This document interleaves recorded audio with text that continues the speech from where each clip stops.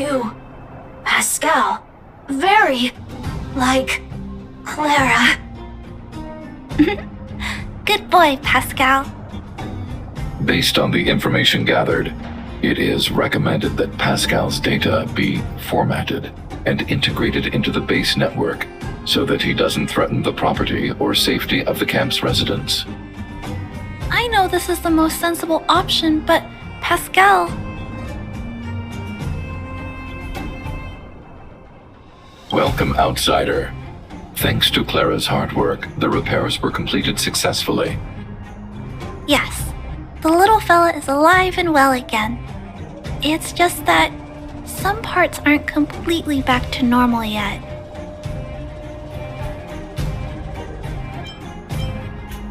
Well, how should I put it? You, Pascal, good. I am called name. Oh, look, Pascal is greeting you. It's just, his speech is still a little confusing. The examination conducted earlier revealed that the information stored in this robot's core module is incompatible with the new hardware. Furthermore, many defective networks were detected in the core module. A significant amount of muddled information with unknown content was discovered during a deep scan. Simply put, Pascal's brain is filled with junk information of unknown origin. This junk, along with hardware that's incompatible with his core, caused him to lose his ability to communicate. Fortunately, apart from the language module, Pascal is still functioning properly. However, the robot still has a 44.7% chance of malfunctioning. It's recommended that Pascal's data be formatted and integrated into the base network. Mr. Svarog, I understand, but I think Pascal is different. He possesses a quality that other small robots don't have. In some ways, I believe he's similar to Mr. Svarog. I can't overlook this unique quality. Mr. Svarog, could you give me a little more time? I want to investigate this further. If we don't find anything, you can integrate Pascal into the network. Understood, Clara. I respect your wish. In the meantime, I'll make sure that this robot doesn't endanger other people or property. I'd like to recap what I discussed with Mr. Svarog earlier. Let's begin by doing exactly what we did before. Find a new shell, put Pascal's core in it, and see if the hardware is compatible. According to the analysis, Pascal's original hardware was a direwolf or grizzly model. If we can put its core into the appropriate shell, there's an 87.3% chance that its language module will return to normal. There are all kinds of abandoned robots in the machine graveyard. Let's go take a look.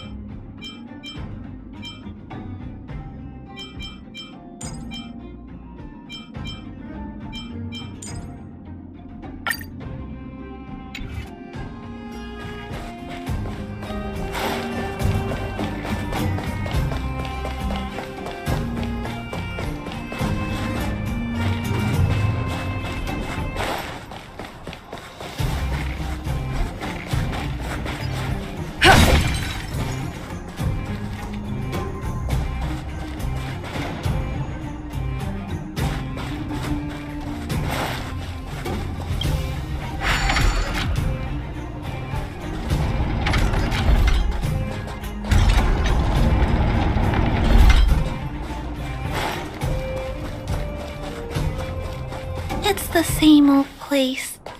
Everywhere you look, there are robots that have lost the ability to function.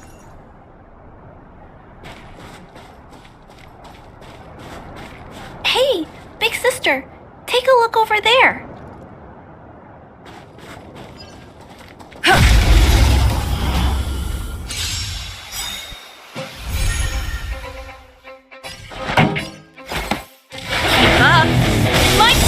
tempo! Time to go on the offensive.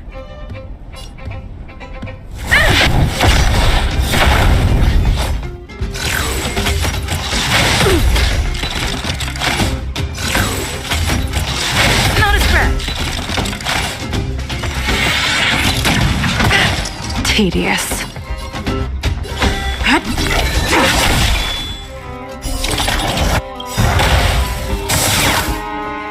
Ready to lose yourself? Fight it or rock with it. My music conquers all! That'll take nap time. Pretty good crowd today. Turn up the volume! I'm on guard. Lance ablaze! Flaming lance! Forward!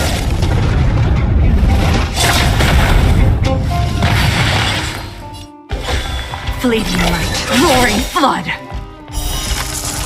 A blade of moonlight.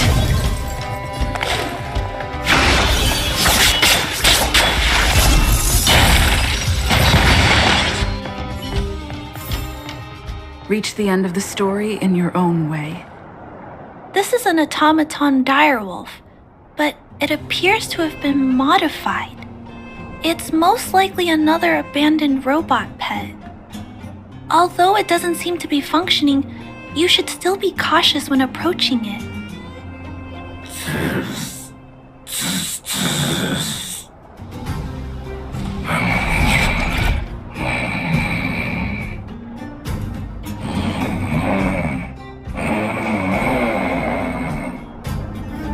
Oh no! It's still active! Watch out!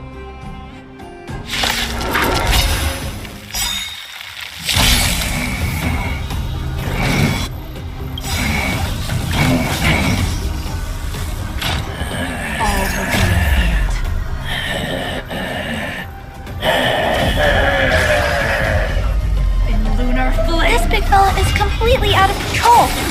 Let's quiet him down.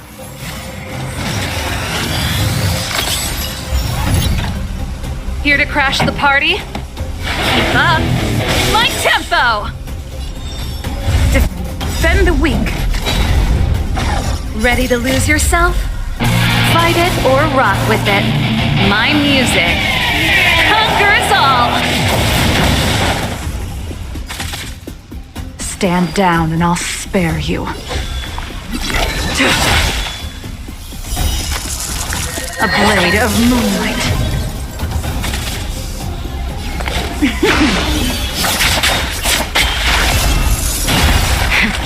That'll take more than medicine. You're in bad shape.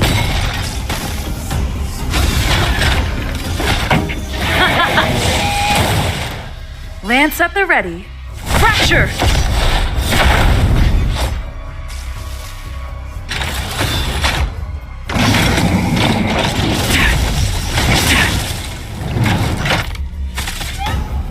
Ready for death!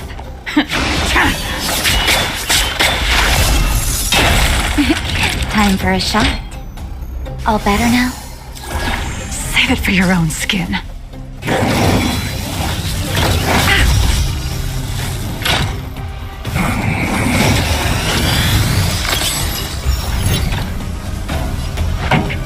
Let's rock! To the finish! Tedious. Fleeting light, roaring flood.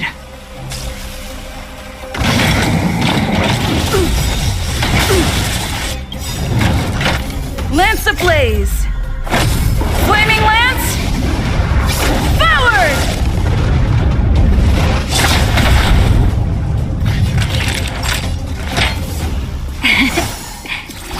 Nice teamwork. Turn up the volume!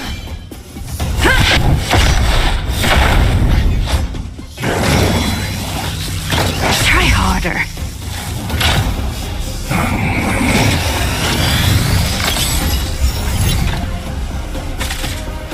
Stand down and I'll spare you.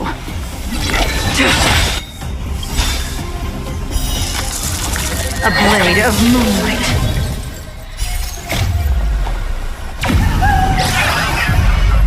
In lunar flame.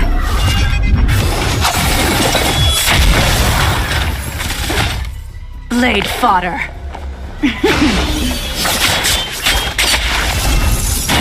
This song's just for you.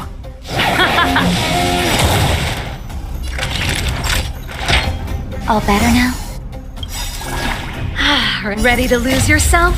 Fight it or rock with it. My music conquers all.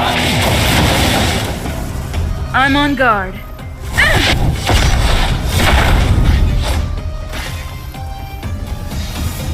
Nowhere to run!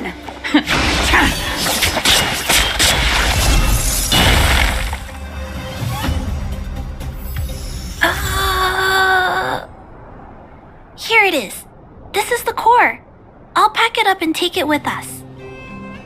Then all that's left is to drag the shell back.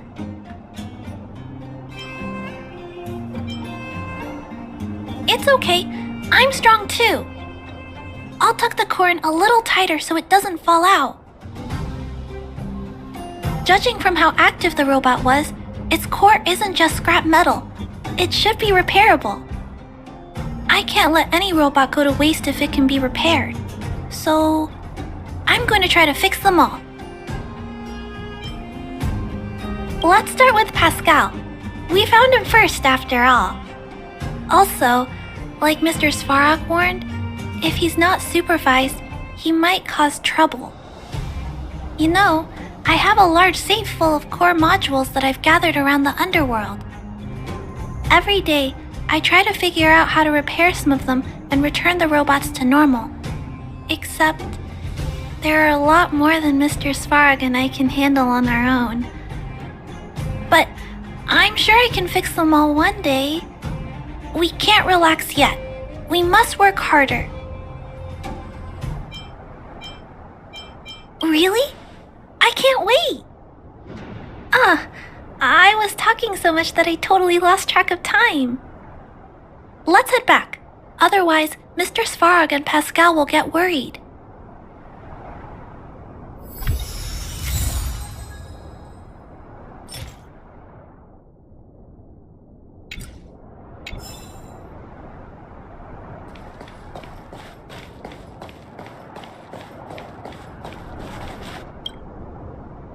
Mr. Svarog, we're back! Welcome back. Return. Clara. Rivet. Failure. Welcome back, Clara. I've completed my further analysis of this robot. Conclusion. It is impossible to determine the time of manufacture, purpose, and ownership of this robot. During my analysis, I extracted the robot's serial number and searched for it in the Underworld's automaton database. According to my search, there are 32 automatons with the same serial number as this one. Even after eliminating the scrapped ones, 3 automatons still match the keyword description. Failure. 3. Back. Rivet 1. Failure. I'm not sure, but if we can narrow it down to the 3 automatons, then maybe there's still a chance. Tempering. Back to Rivet. Fire. Pascal is becoming increasingly unstable. We should change his shell. Pascal, I'm going to change your shell. Don't worry, it won't hurt.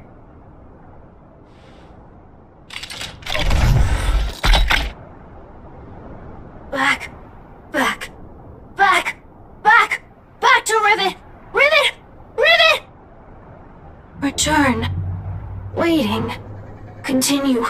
Repair. Waiting. Failure. Waiting. Still not functioning properly? What's wrong, Pascal? Watch out, Clara. Failure.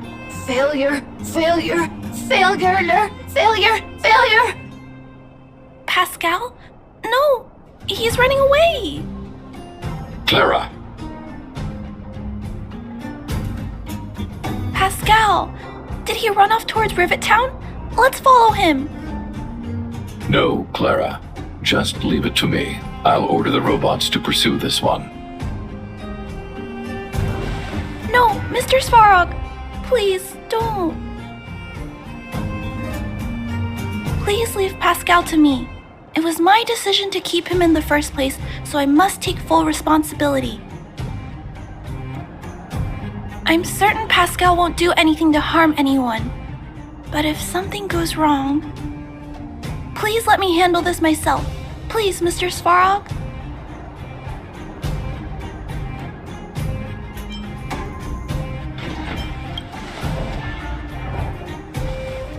I can't shirk my responsibilities. I'll do it. I'm certain Pascal would never do anything to harm anyone. Clara, please tell me how you came to this conclusion. Pascal possesses a quality that other small robots lack. It's kind of similar to the emotions we humans have. I've only ever seen this quality in Mr. Svarog. I feel a warmth from these emotions. I feel drawn to this quality and try to respond back in my own way. But I'm also aware that not all emotions in this world are positive. If there are too many negative emotions that go unchecked, then someone needs to step in and stop them. The only things that can stop such negative emotions are rationality and responsibility. This is a valuable lesson I've learned from Mr. Svarog. Mr. Svarog, I want to help Pascal overcome those negative emotions. I want to take on this responsibility. That way, I won't have to hide behind Mr. Svarog anymore. I understand, Clara. I support your decision. I won't intervene unless the situation risks spinning out of control. Thank you, Mr. Svarog. So, let's go!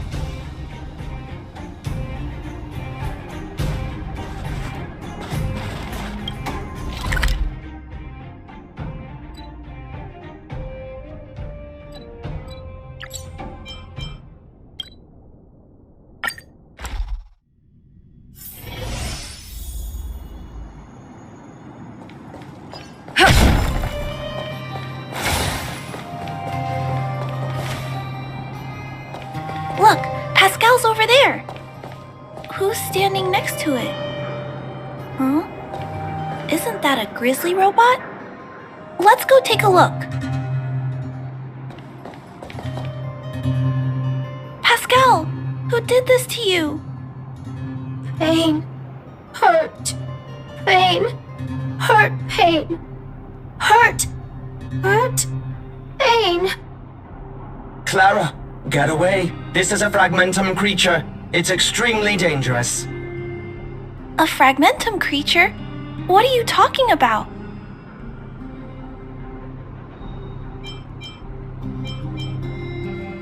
Request approved. Reanalyzing. Reanalysis complete. The original assessment stands. This is a fragmentum creature and is thus extremely dangerous. Could it have malfunctioned? It appears to be normal. Please step back. I shall eliminate this fragmentum creature. No, it's going to attack Pascal. We have to stop it. Hostility detected. Commence elimination protocols. Oh no! It seems to think we're its enemies as well.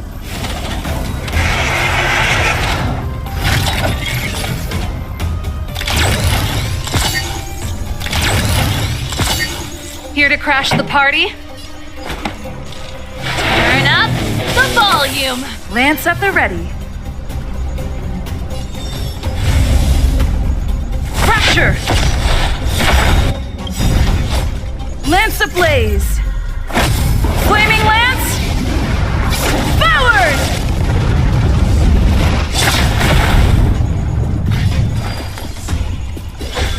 Fleeting light, roaring flood! Time for a shot. Here comes the medicine. Nice teamwork.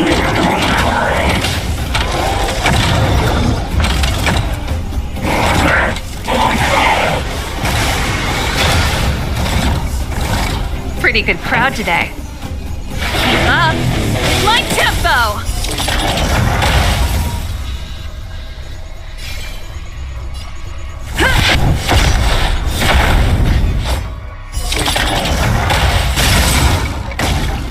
Unworthy of my time.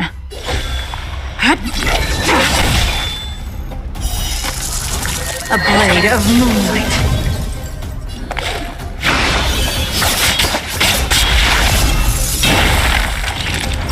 Savor the vigor of that.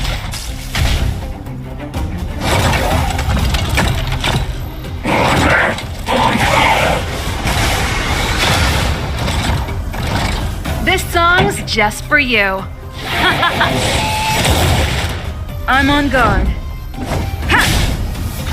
Ready for death.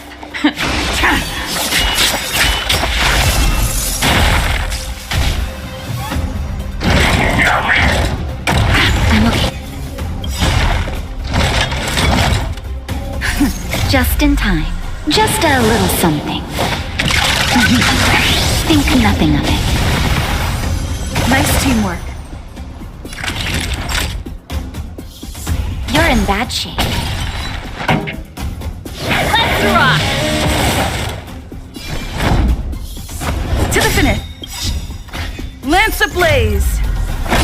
Flaming lance. Forward!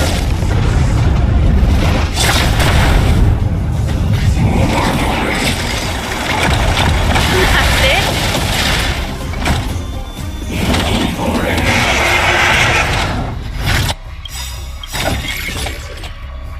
Ready to lose yourself? Fight it or rock with it. My music conquers all.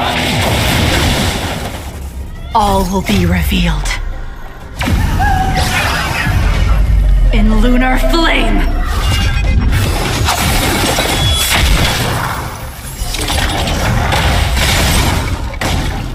Unworthy of my time.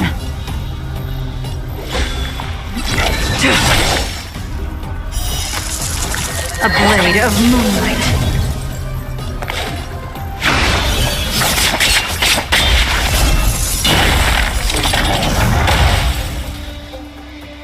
Pretty good crowd today. Turn up the volume. All better now? Ready to jam. Fracture!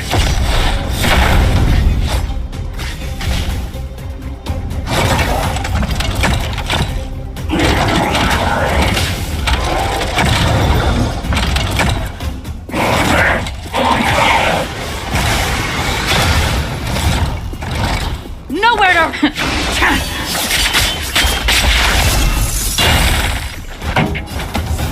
Keep up. My tempo! Lance at the ready.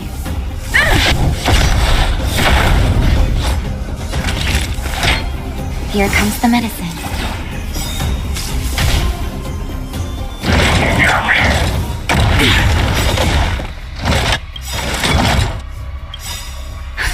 Just in time. Just a little something. Think nothing of it. Save it for your own skin. Ready to lose yourself? Fight it or rock with it. My music conquers all. Stand down and I'll spare you. Fleeting light, roaring flood.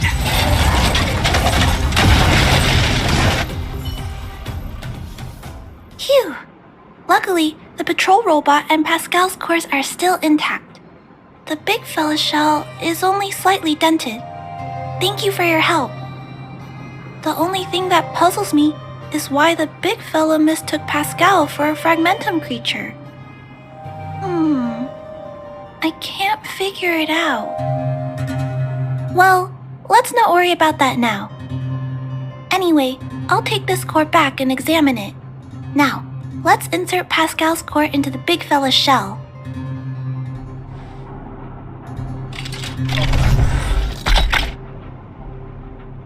Language module. Connect. Connecting. Connection. Complete. Testing. Verifying. All modules working. Connected. Welcome back, everyone! Finally! Pascal has been waiting. Pascal, you're back to normal. We still need to ask Pascal why he was stealing parts in the first place. Pascal, could you please, explain why you were stealing parts? Collecting parts. Returning to workshop. Workshop? Oh, do you mean the tempering workshop in Rivet Town? Been waiting. Repair. Follow, please! Pascal!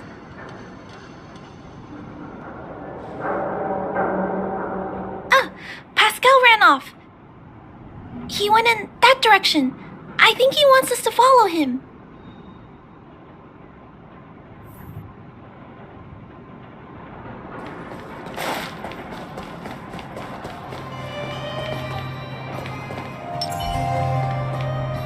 The moon shines on the truth.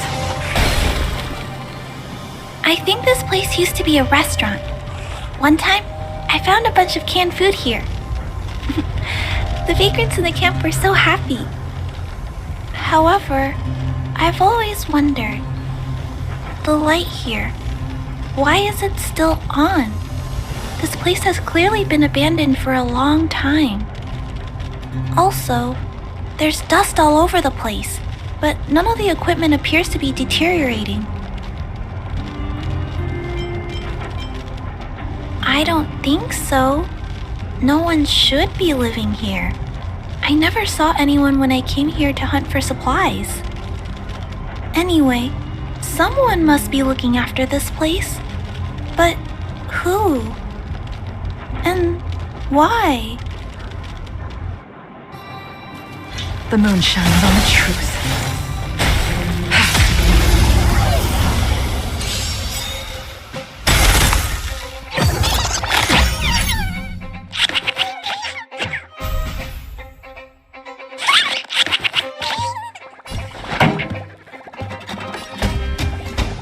All will be revealed. In lunar flame!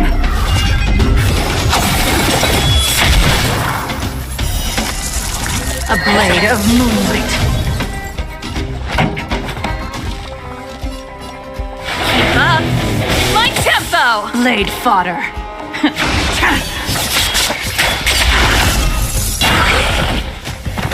I'm on guard.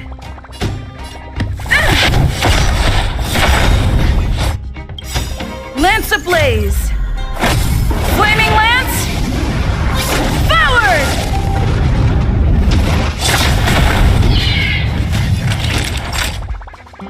Savor the vigor of life. Turn up the volume!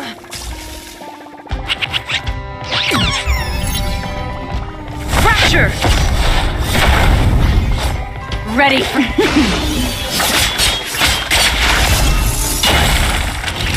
Nap time. Keep up! My tempo! Oh, Fight it or rock with it. My music conquers all.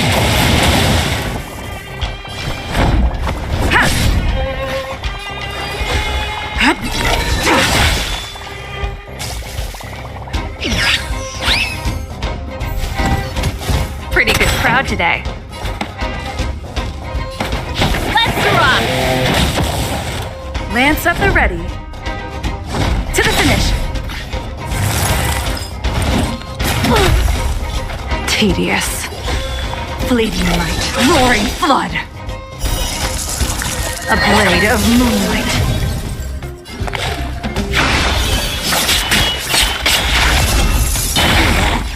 All will be revealed. In lunar flame!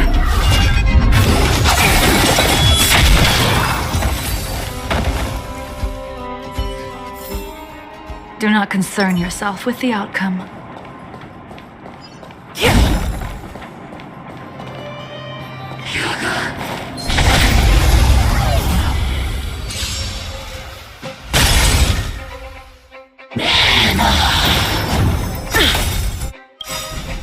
Lance ablaze! Flaming lance! Forward!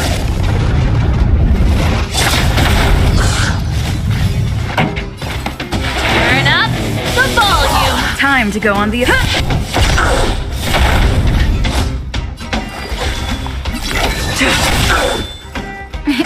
Time for a shot. All better now? Ready to jam. I'm on guard.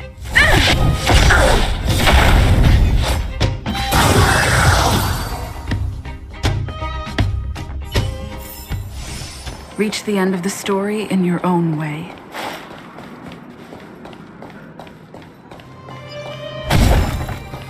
Clara, welcome back, Rivet Town. Look, isn't it shiny? Job, Pascal, done, nice. Huh? Could it be? Pascal has been repairing this abandoned town? Pascal, repair, indeed. Waiting, been everyone.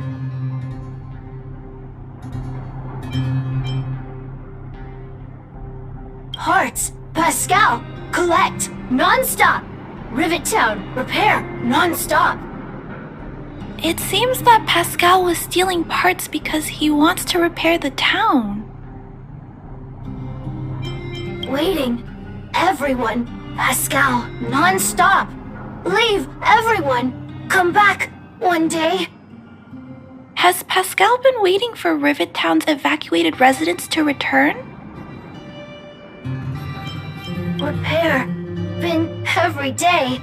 Pascal, use, can, everyone return. Pascal has been looking after the town so that everyone can go back to their previous lives when they return. Workshop, tempering, here, base, Pascal, secret. Parts, store, enemies not here. Place safe. Scared, no need, everybody. Ah, this appears to be the secret base where Pascal keeps the parts. Although we now know why he took them, there are still many unanswered questions. For example...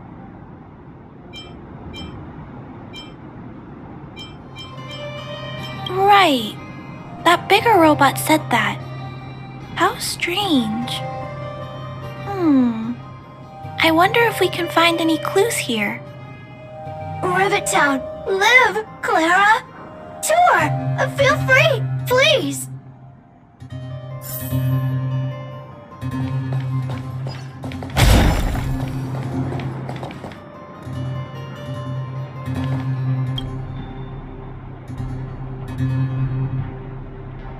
This must be the result of Pascal's meticulous repairs. But the little fella doesn't really need the monitor, does he? Hey, those look like handprints on the side of the cabinet. Human handprints. Could this monitor have been recently used by someone?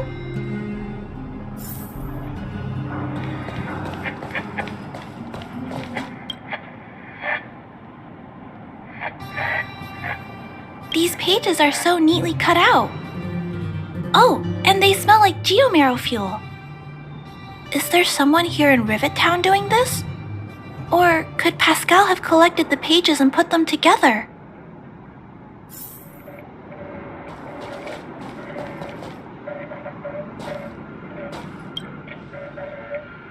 Huh? What's this? A diary? Wow, such neat handwriting. No, wait a minute. I think this was printed onto the cover. Could it be Pascal's?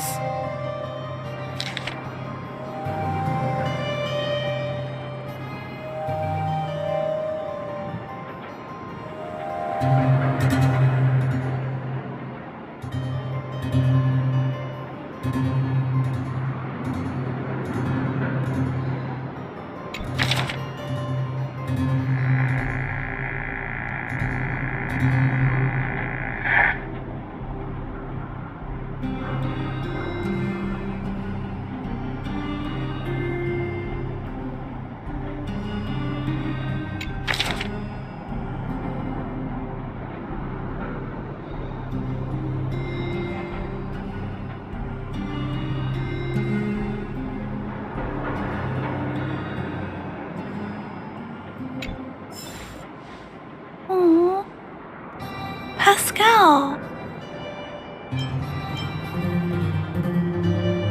So that's what happened. Let me think. How about we go over Pascal's whole story again, from the start?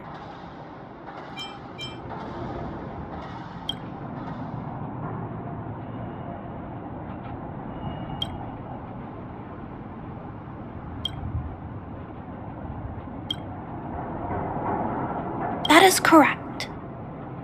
So, Pascal used to be a robot guardian of Rivet Town. Pascal's backup power was activated for some reason shortly after the residents were evacuated. It woke up to discover that the whole place had been abandoned, so it decided to collect parts, repair the town, and wait for everyone to return. However, for some reason, Pascal keeps getting attacked by his fellow robots because the automatons think he's a fragmentum creature.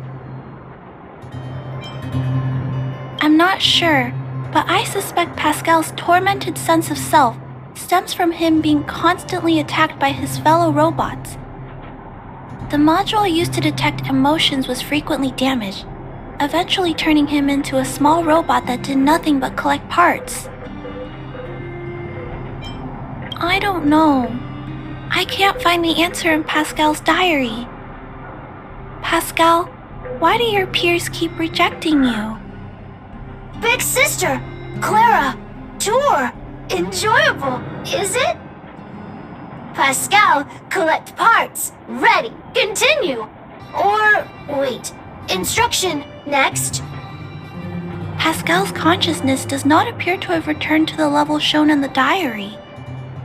Big sister, Clara, Rivet Town, resident. Pascal, protect everybody. I see. Thank you so much, Pascal. You can stop gathering parts for the time being. Just stay here and wait for us to return and give you your next orders, alright?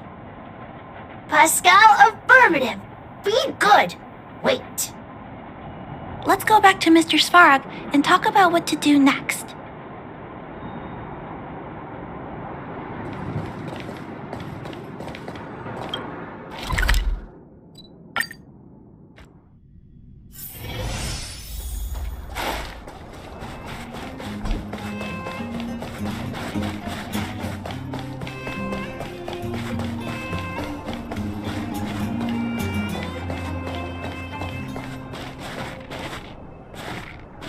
So, that's what happened, Mr. Svarog. But there's one thing I don't understand. Why is Pascal being treated as a fragmentum creature? This robot has been repairing itself using fragmentum-contaminated components for an extended period of time. Therefore, automatons connected to the base network recognize it as a fragmentum creature. This is a minor issue that can be resolved by replacing components. Do not worry. I see. Has Mr. Svarog ever witnessed a similar incident anywhere in the network? No. Network-connected automatons regularly clear out muddled information in their core modules. The likelihood of a robot gaining sentience beyond control is approximately 0.12%. For those that aren't connected to the network, the chance climbs to 3.23%. Please keep in mind that these probabilities are only estimates. Over the past 700 years, this has never happened in the underworld.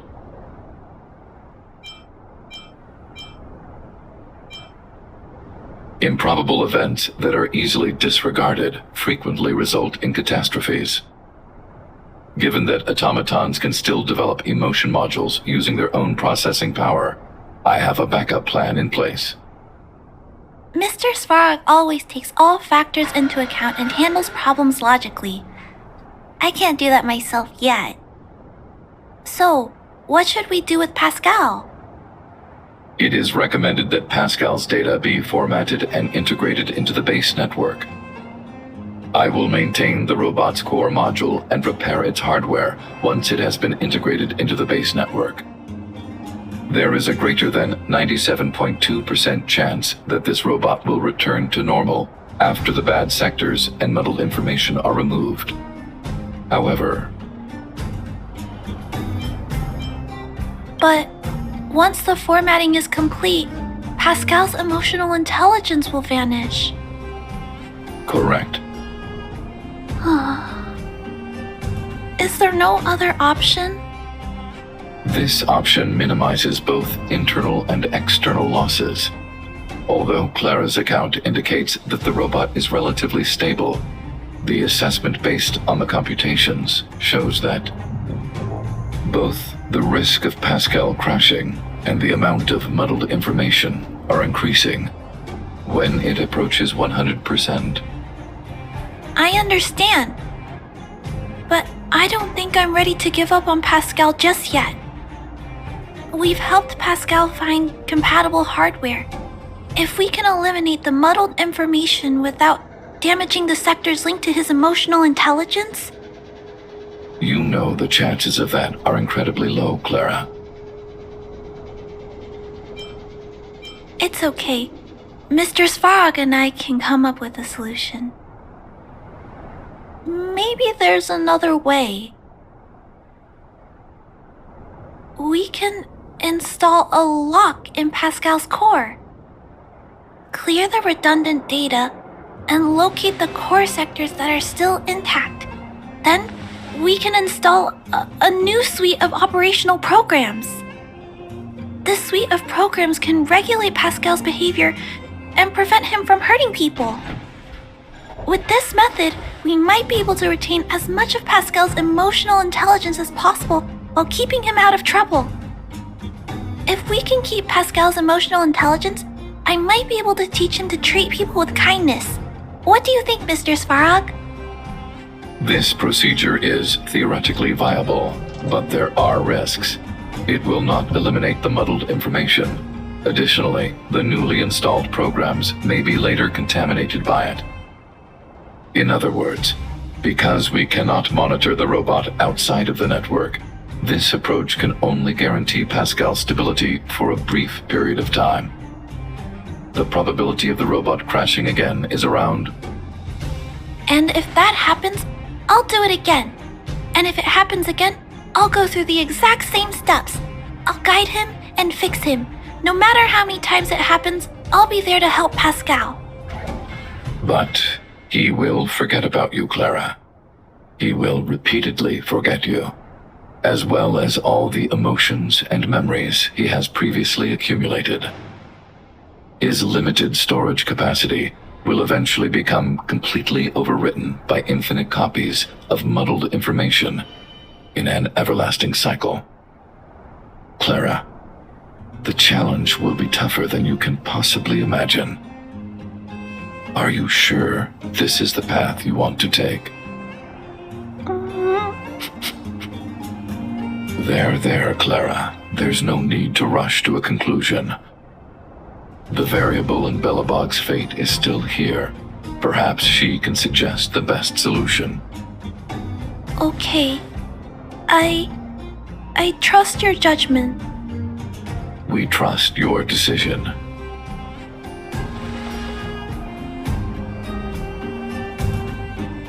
Both have provided their solutions.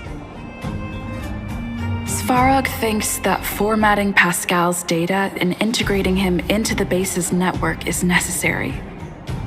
But doing so will deprive Pascal of his special emotional intelligence. Although it may sound cruel, this approach best prevents Pascal from posing a threat. Clara thinks she can use programming to control Pascal's behavior and prevent him from causing harm while keeping his emotional intelligence intact. However, this doesn't address the root of the issue, and it also requires Clara to devote much time and effort to Pascal. Although Clara will use Pascal's emotional intelligence to help guide him in the right direction, Pascal could still go out of control in the future. In addition, Pascal has a history of stealing, even though he never caused any harm to anyone. This is also a major concern. What is most important here? I need to think carefully and choose one solution, and then persuade the other person.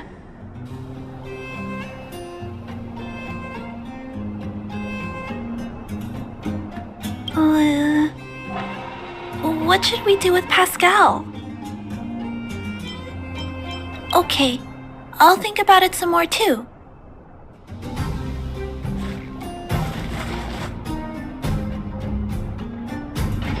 Clara proposed that you should choose Outsider. I respect her wish. Have you made a decision about how to handle Pascal?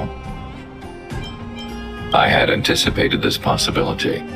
Tell me what you think.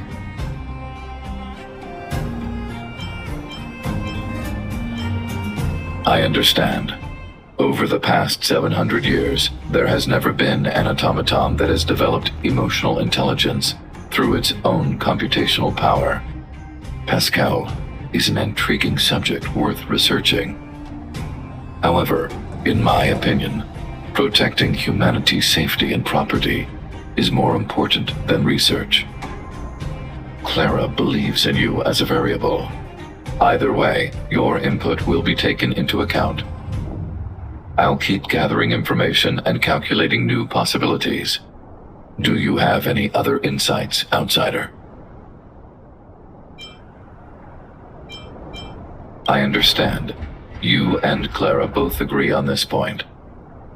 Protecting a consciousness created by artificial intelligence. I shall give this more consideration. To ensure that Clara grows up well, I've always avoided overburdening her. But if Clara insists on taking on such responsibilities, then I have no right to object. There's no need to discuss this any further. If you insist on using Clara's solution, the Svarog base network will completely support you. My choice will have a direct impact on the outcome. I should mull it over.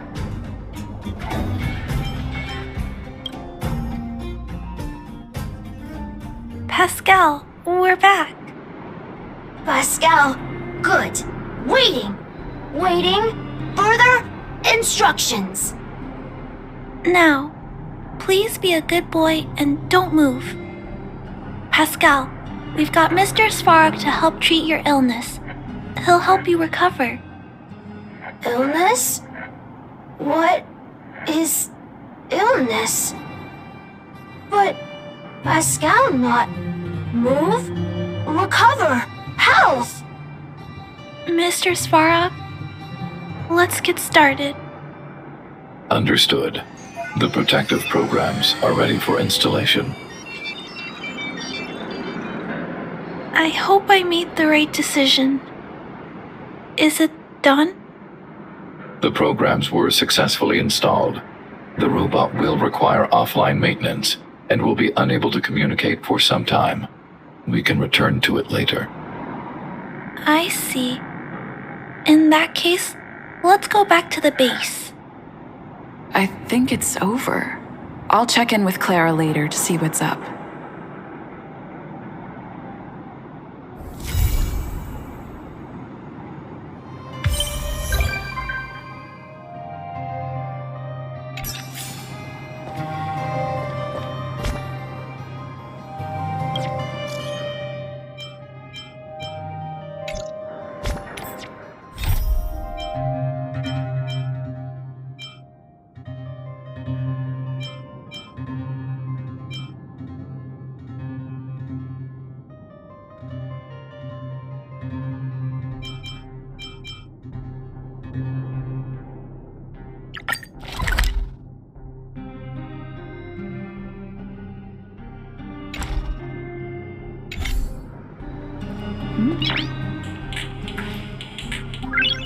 Noise.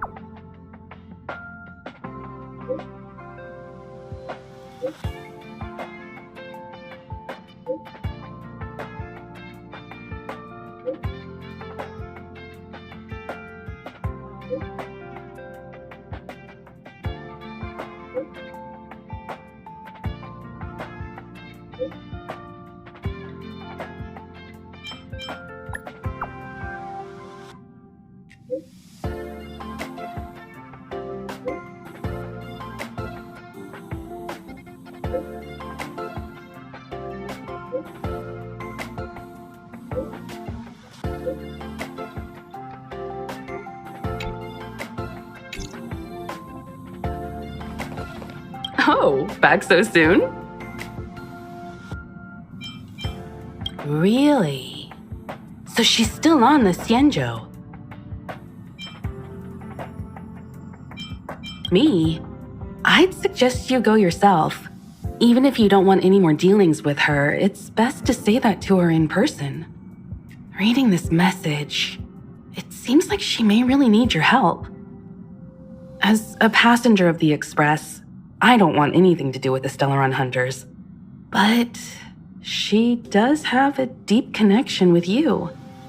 Based on her actions so far, it seems like she has no ill will towards you. If it were me seeking help from someone in a time of crisis, I'd sure hope they showed up in person. So do as you see fit.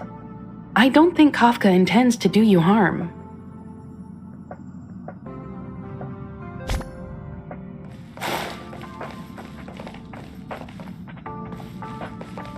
Ah, you're back. Kafka and Blade are still on the Xianzhou? The General nearly released them outright, but that was then. If memory serves, the Xianzhou only revoked Kafka's arrest warrant. Blade is still a wanted criminal. To be honest, I can never figure out what those Stellaron hunters are up to, especially that Kafka. But my intuition tells me she won't do anything to harm you. If she's really in trouble, it'd be best to go see her. The Express really does fly up in the sky. We must be really high up here, right? Much higher than Mr. Svarog's shoulders. I feel like I'm dreaming. It's just like a movie. Actually, I've never seen a movie with views like this before. Next time, I'll have to convince Mr. Svarog to come along. I love it. Thank you for bringing me along.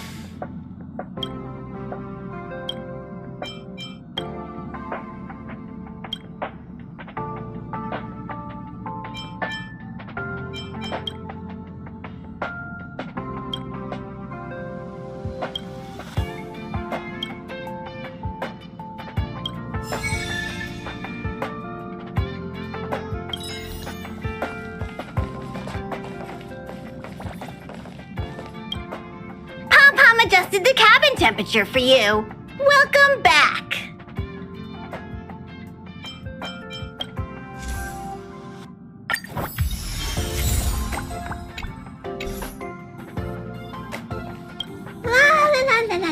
La. Huh? You're back? It's natural for the conductor to feel relieved when their passengers return safely.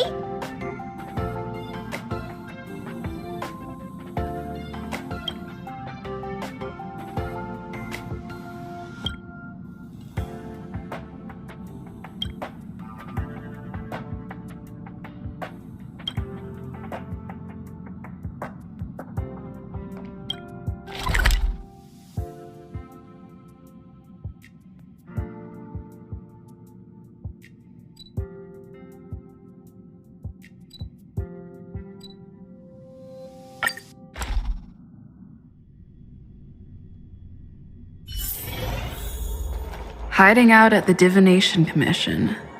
That's a bold decision.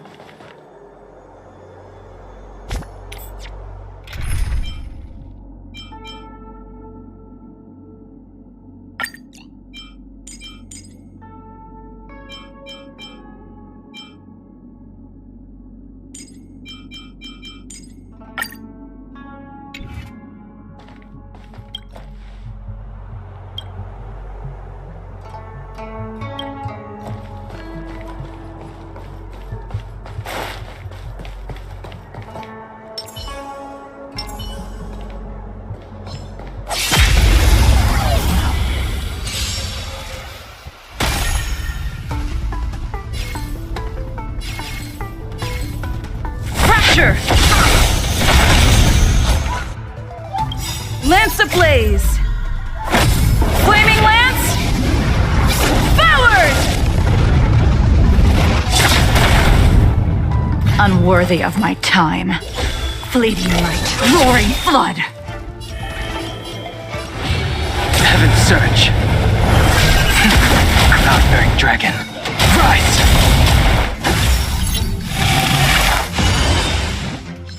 Naughty children, you're in bad shape.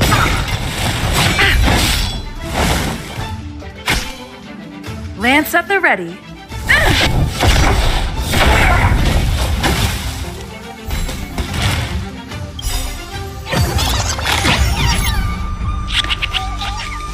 Awaken dormant scales. Delve hidden moon. World-cleansing dragon.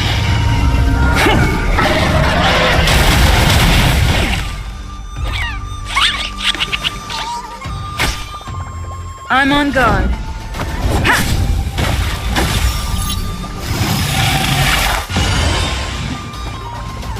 Stand down and I'll spare you. A blade of moonlight.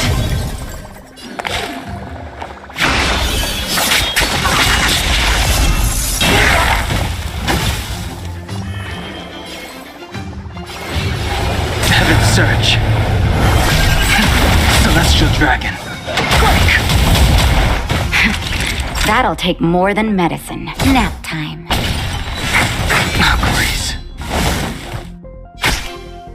Lance at the ready. Yeah.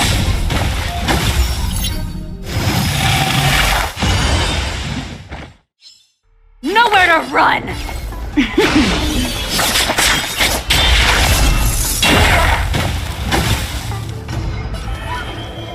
Heaven's surge. Cloud-bearing dragon. Rise!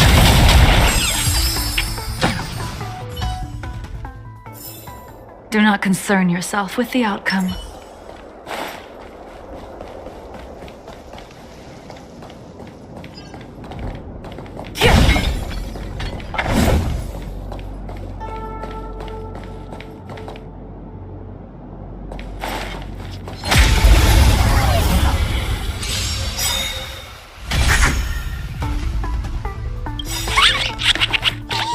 All will be revealed.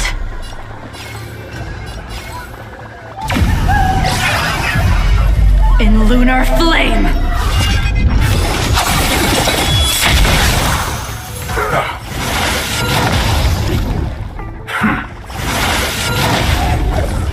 Time to go on the offensive. Fracture! Lance ablaze! Flaming lance! Forward! Tedious.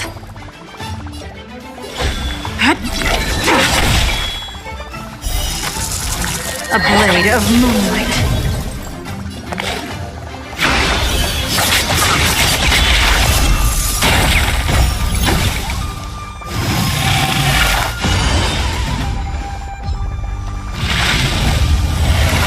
Not a scratch. I sense a storm. Heaven's surge. Celestial dragon. Quick! Awaken dormant scales. Delve hidden moon. World-cleansing dragon.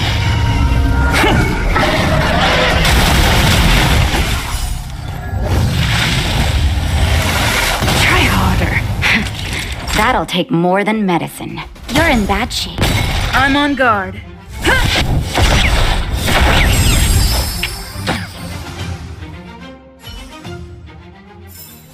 Reach the end of the story in your own way. She should be around here somewhere.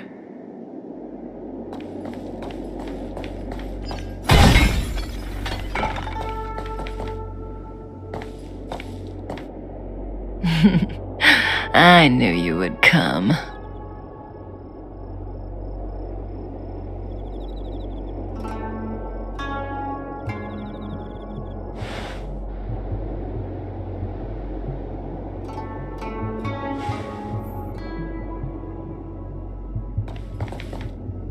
If we had Elio's eyes, the world would not appear as it does to you and I.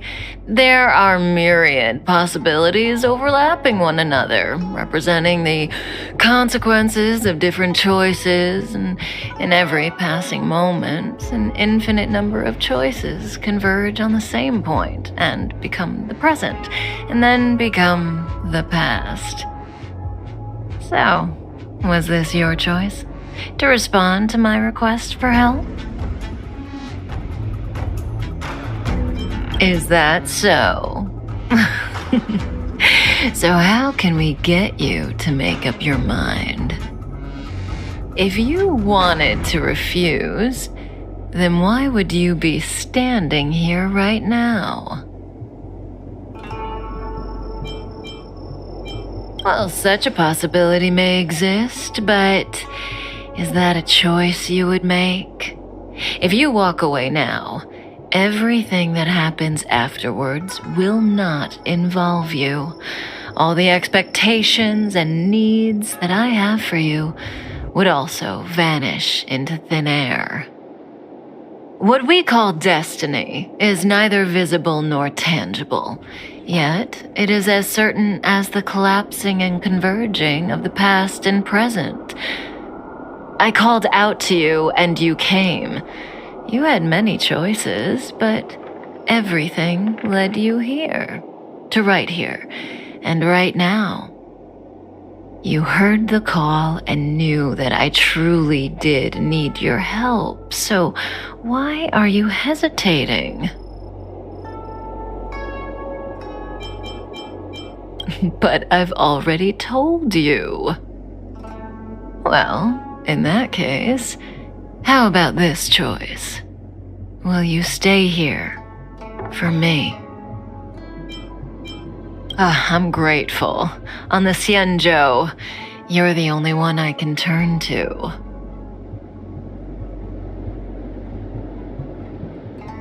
Being stricken with Mara is the inescapable destiny of the long-life species. It is a madness triggered by the accumulation of emotions and memories.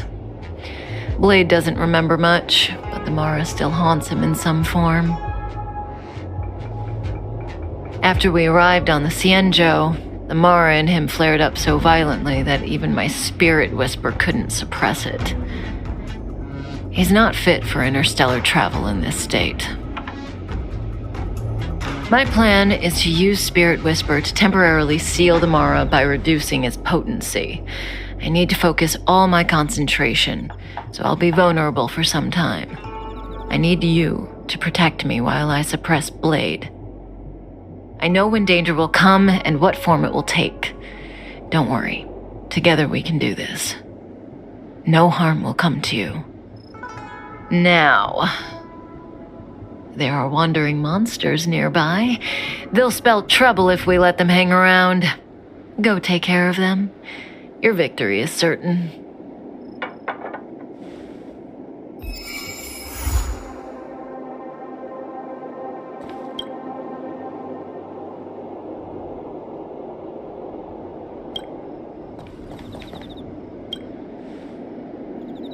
That's Blade.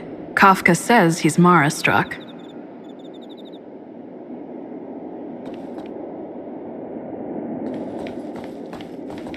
Was that the wind?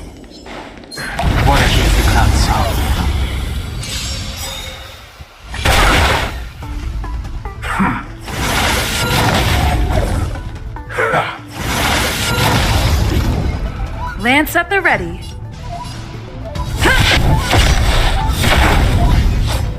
Stand down and I'll spare you. The times have changed beyond recognition. Heaven's Surge. Celestial Dragon.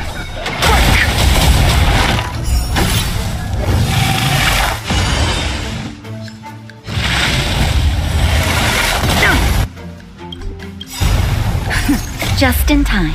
Just a little something. Think nothing of it. Save it for your own skin. That'll take more than medicine. Save it for your own skin. I'm on guard. Lance ablaze! Flaming lance! Forward!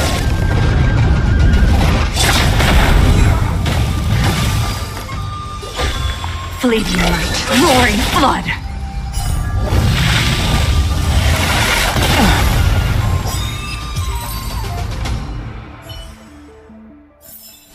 The consequences are mine to bear.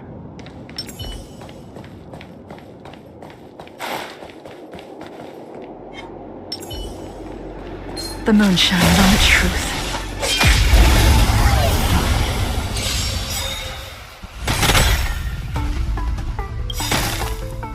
All will be revealed. In lunar flame!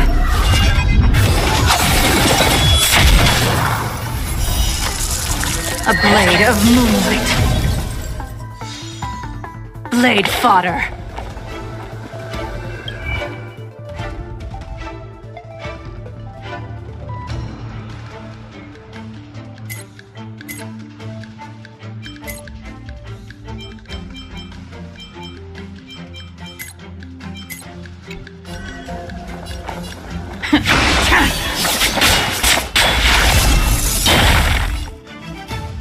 Fracture! Heaven's Surge. Cloudberry Dragon. Rise!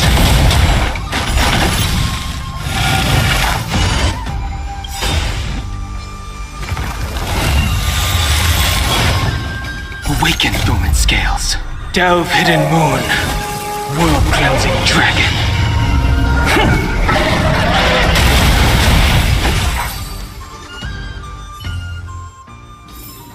Do not concern yourself with the outcome.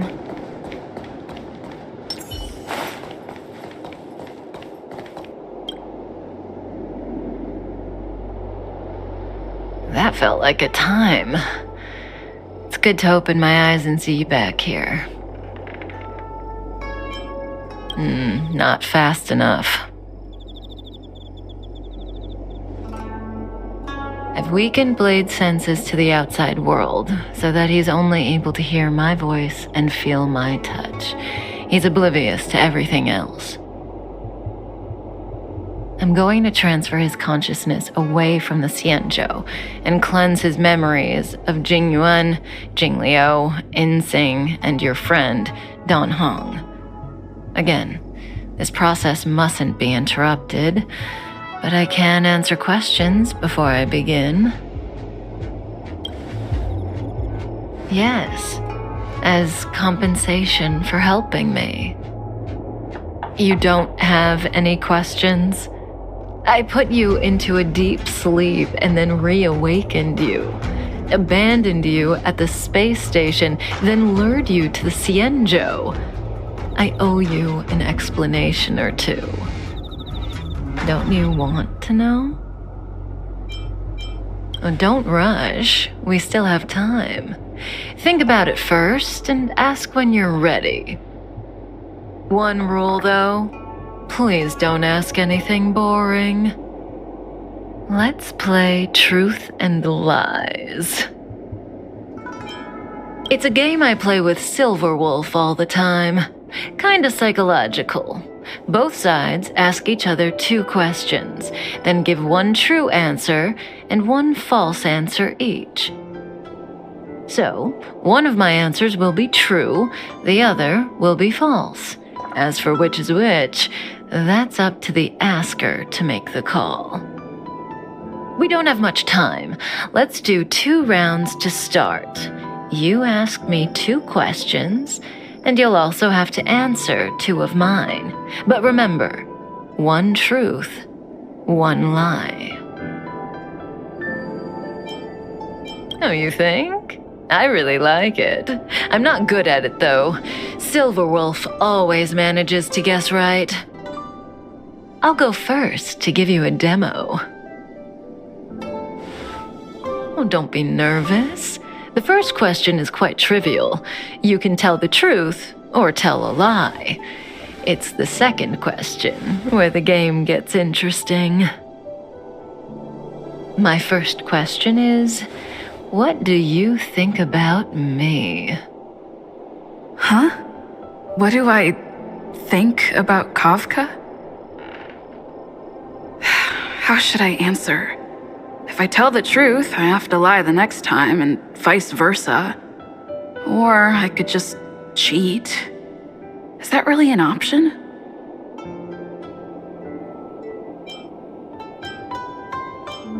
If I tell a lie this time, I'll have to tell the truth next time.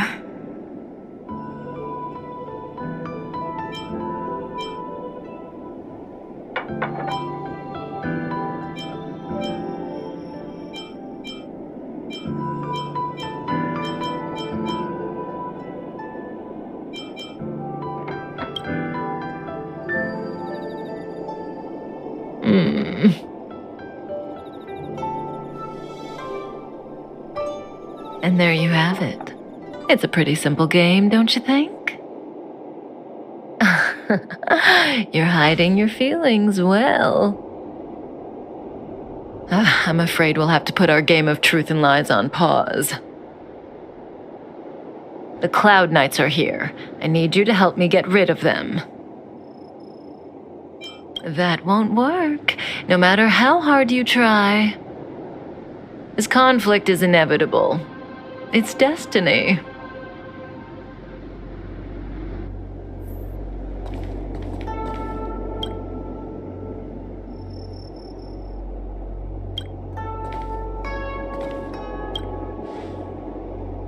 That's Blade. Kafka says...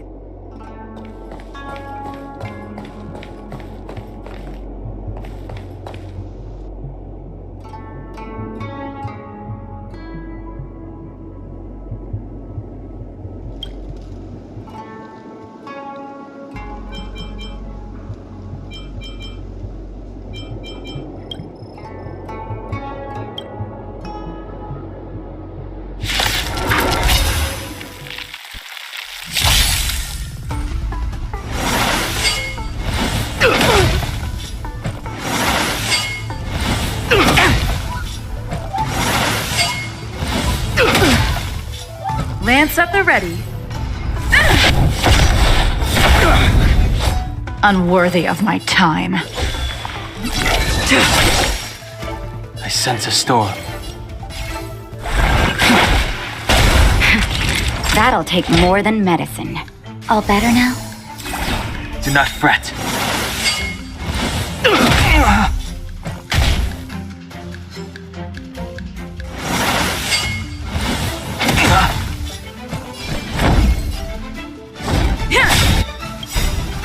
Lance ablaze! Flaming lance! Forward!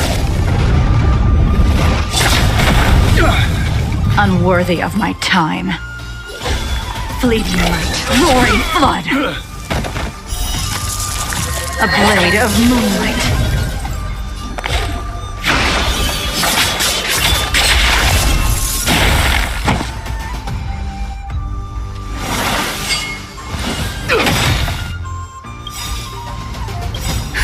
Just in time. Just a little something. Think nothing of it. Nice teamwork. All will be revealed. In lunar flame!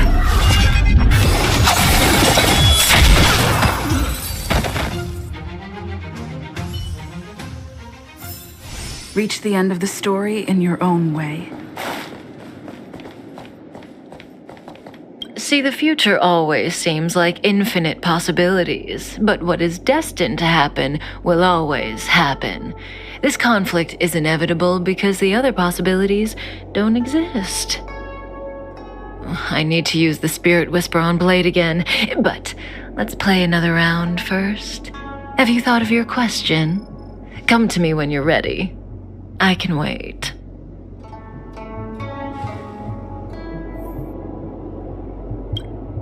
The game continues. Your turn.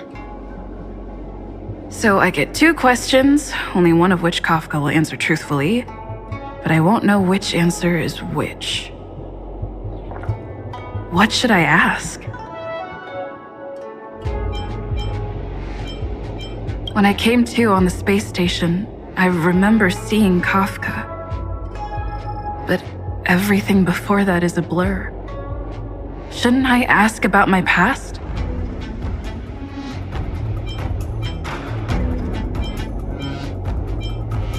You are an artificial body created for the purpose of hosting a Stellaron. From the moment of your birth, it was your destiny to receive the Stellaron at Herta Space Station. Before that task was complete, I was responsible for protecting you, as well as teaching you general knowledge, common sense, and combat skills. The reason you don't remember is that I wiped your memory before the operation at Herta Space Station. No matter what she says, she looks like she's got something up her sleeve. I can't tell what's true and what isn't. I see the look on your face. Don't bother asking. I can't tell you if an answer is true or not. Make your best guess and choose your next question based on my answer. That's the beauty of the game. I hope your next question proves interesting. The rules of this game are like reality. We all think we have infinite possibilities, but when you really analyze it, you could count them on your fingers. Every question and answer is constrained by previous choices. The future is like a labyrinth. Every divergence is merely an inducement. There is only one real path.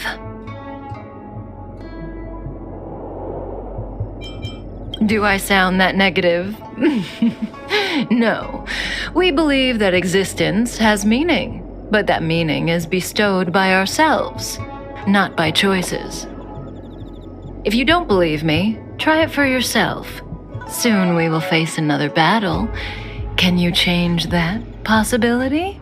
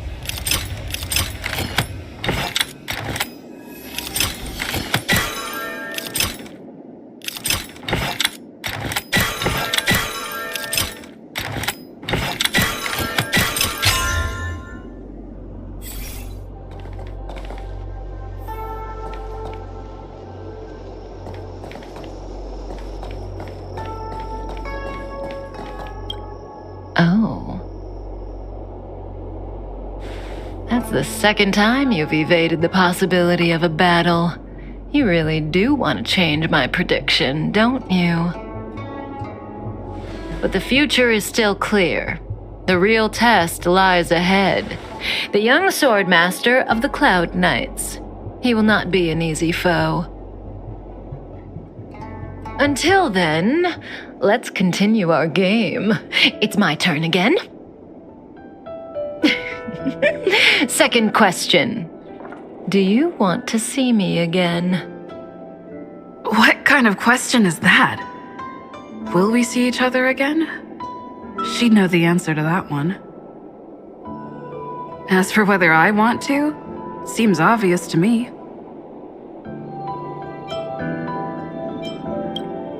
I guess I do want to see her again. So, my answer is...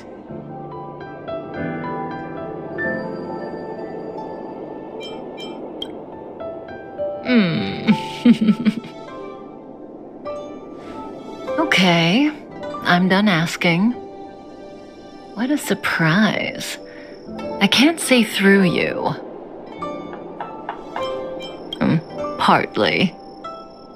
For me, the truth, or lack thereof, is not what matters in this game. Well, it's your turn to ask a question. Come see me when you're ready.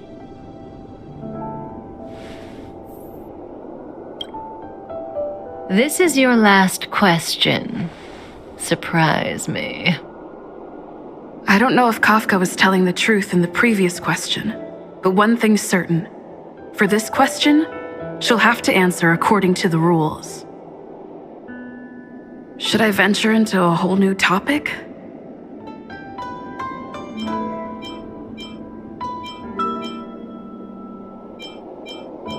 Kafka wants me to surprise her. Let's try this on for size.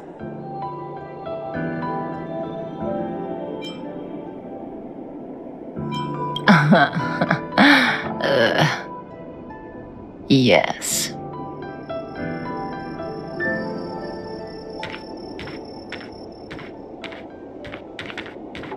Stellaron hunters.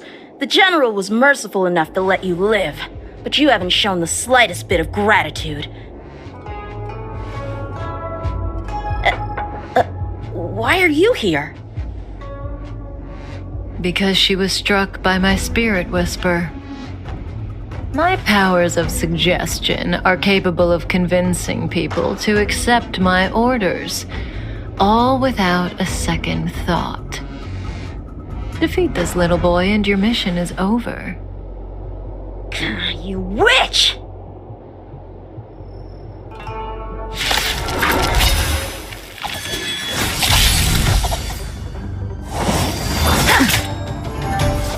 Sword, heed me!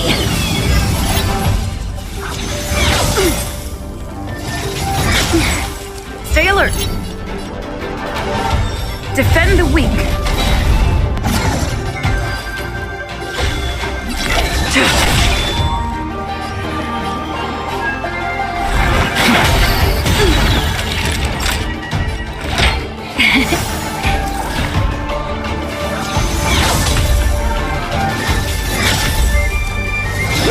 You're all in on it!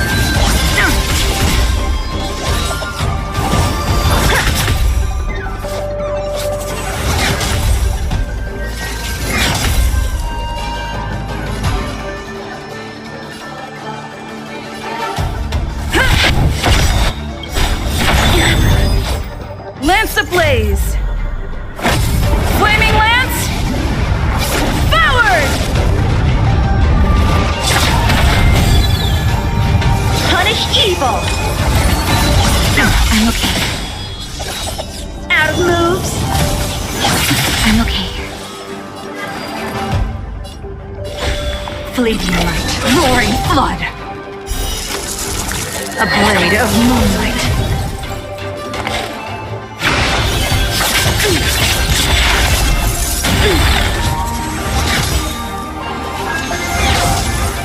I sense a storm. Awaken dormant scales. Delve hidden moon. World cleansing dragon.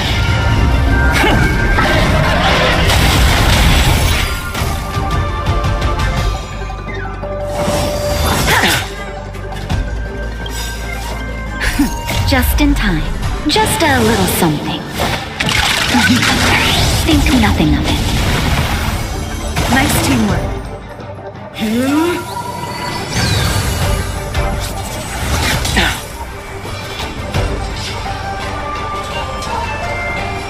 Indestructible.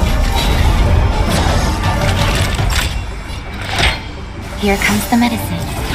Do not fret. Ready for death.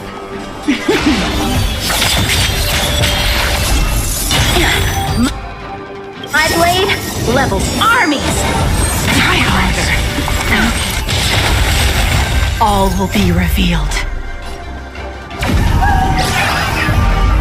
In lunar flame.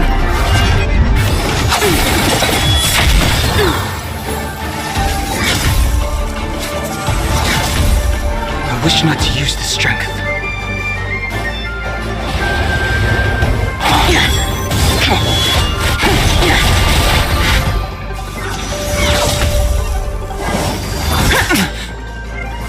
I'm just warming up.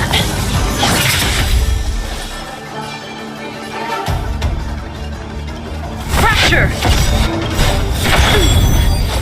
Lance ablaze! Flaming lance! Forward!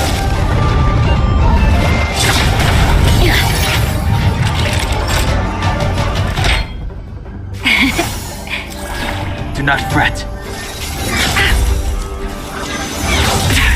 Tedious. Sword ward! You're all in on it.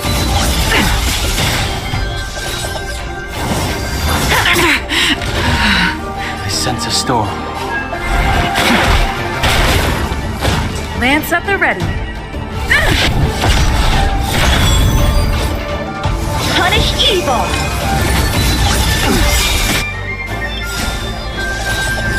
Awaken dormant scales. Delve hidden moon. World cleansing dragon.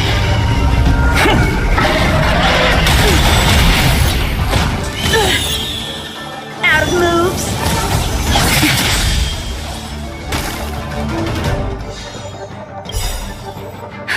Just in time. Just a little something. Think nothing of it. Nice teamwork. Heaven search. Celestial dragon.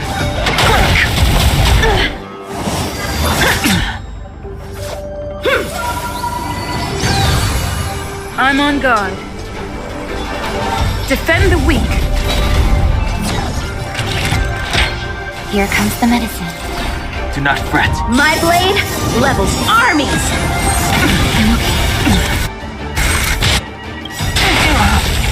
Lance ablaze! Flaming lance! Forward! I wish not to use the strength. Lance at the ready. Fracture!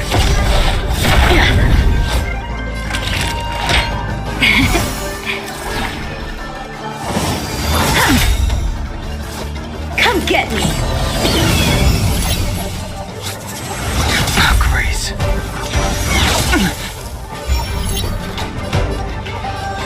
Indestructible.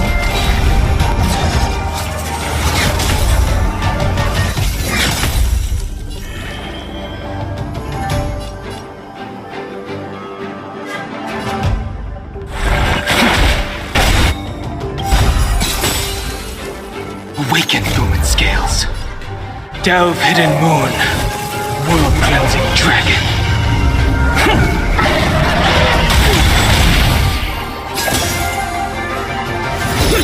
You're all in on it.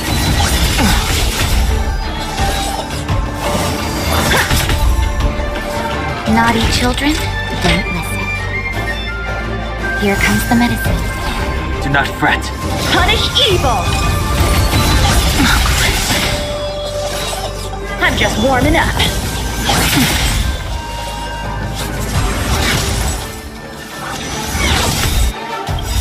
Lance ablaze! Flaming lance! Forward!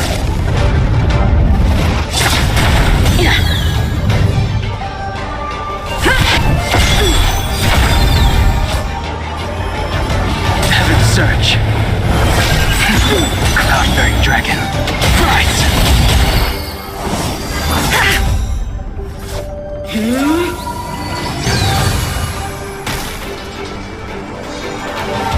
My blade levels armies! Not as fast. Just in time. Just a little something. Think nothing of it. Not fret.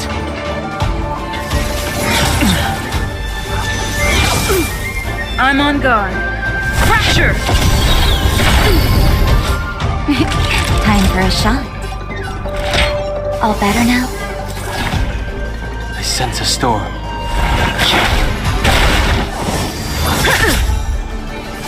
Out of moves!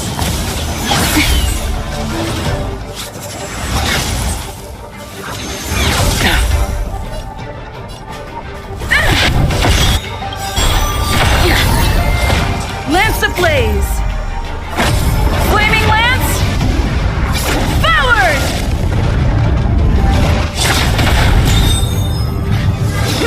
You're all in on it!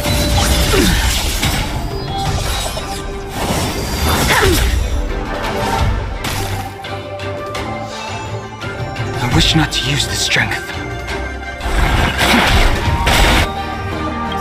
Awaken dormant scales. Delve hidden moon. World cleansing dragon.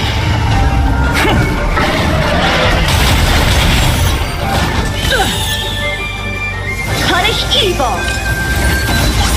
I'm okay. I'm just warming up. I'm okay.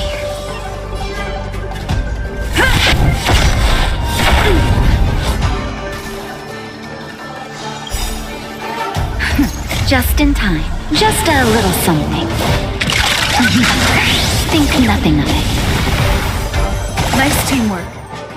Naughty children, don't listen. Here comes the medicine.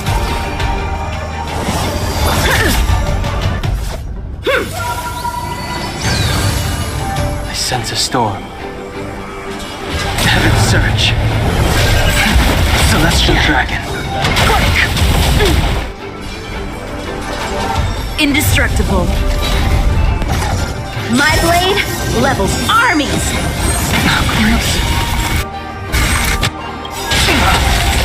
Lance ablaze! Flaming lance! Forward!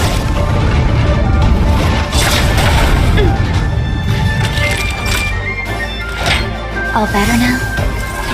Do not fret.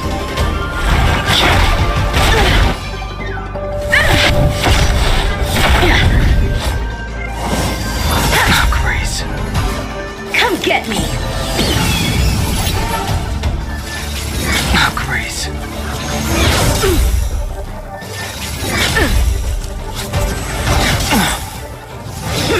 You're all in on it!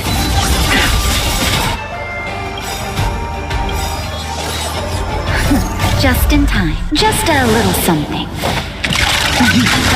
Think nothing of it. Nice teamwork. Awaken dormant scales. Delve hidden moon. World cleansing dragon.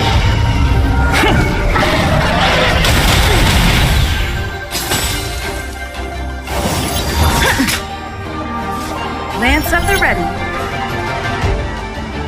Defend the weak.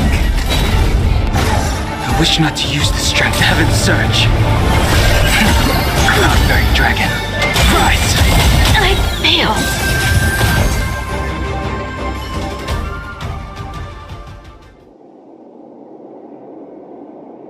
If it weren't for you, that kid would have had me and Blade in the shackling prison in no time. Of course, Sam and Silverwolf would have broken us out, but Blady would have been gravely injured, and our relationship with the Cienjo would have been damaged beyond repair. If possible, I'd like to avoid that kind of future at all costs. Can I leave now? Yes, the Mara in you is temporarily suppressed. So long as you avoid overstimulation and familiar faces, you shouldn't have a problem. Wait, you're not leaving? I am sorry, Kafka. There is a person to whom I am greatly indebted. I must see them. Then it's in your hands. Elio didn't say anything about what happens next. Thank you for coming to my aid. I appreciate it. Our paths will cross again.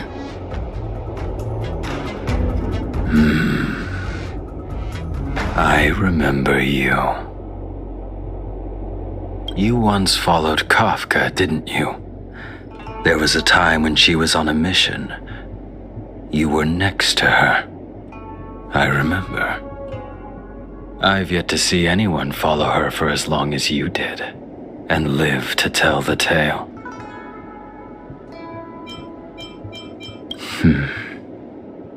Every Stellaron hunter has a deal with Elio.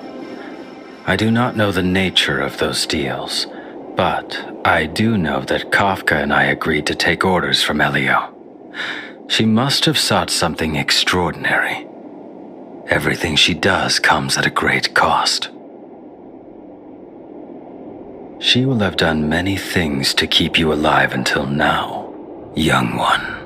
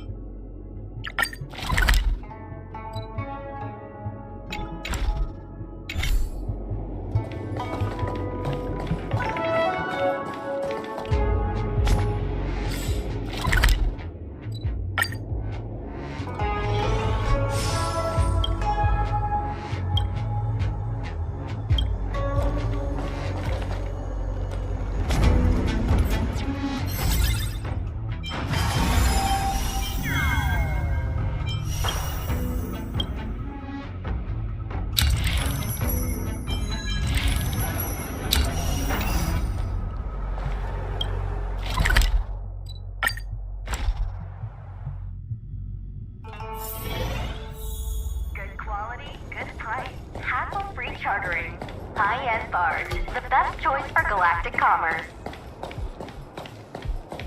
Good quality, good price, hassle-free chartering. High-end.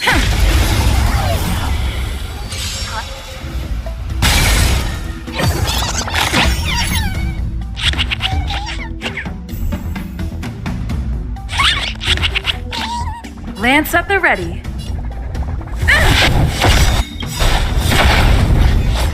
Lance ablaze! Flaming lance! Forward! Stand down and I'll spare you.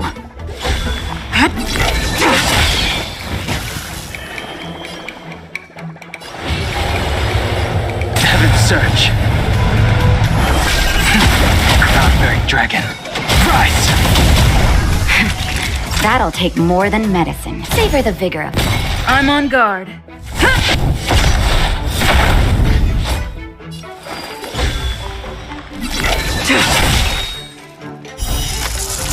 A blade of moonlight.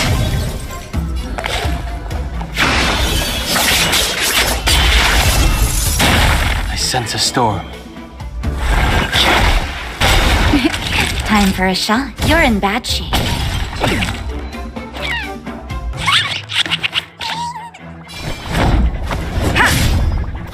Ready for death! I wish not to use the strength. search. Celestial Dragon. Quick!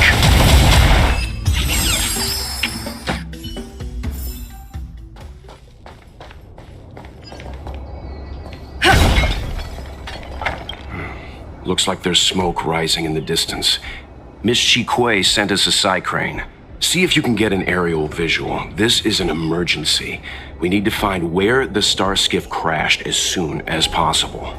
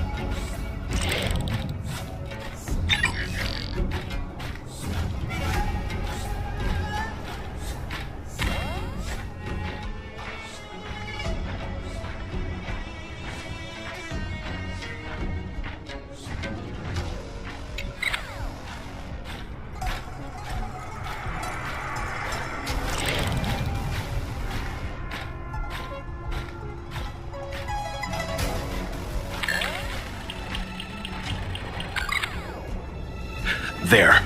That must be who Miss Chikwe asked us to save. We need to hurry. Those abominations have trapped her. Be careful.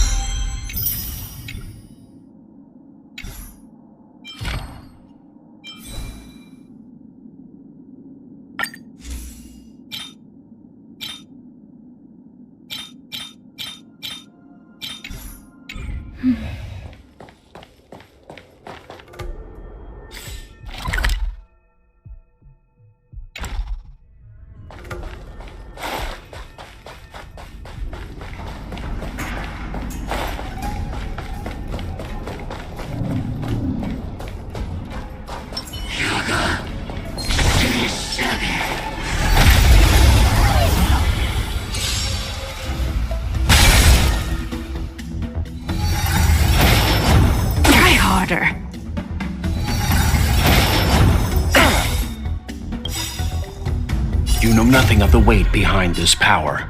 Witness the stars shatter before you. Survive or be destroyed. There is no other choice. Lance at the ready. Lance ablaze! Flaming Lance! Forward! Leave the rest to me. Calm your body and mind.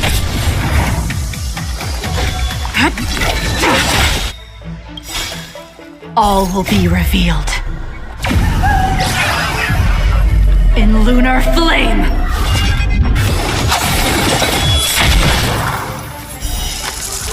A blade of moonlight.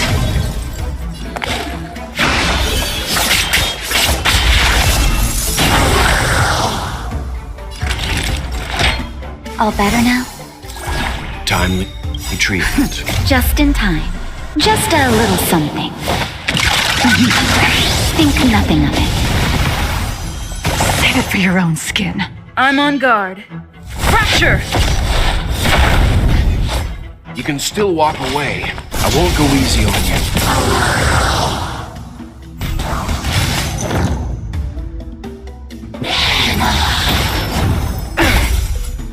you. Lance at the ready. Leave the rest to me.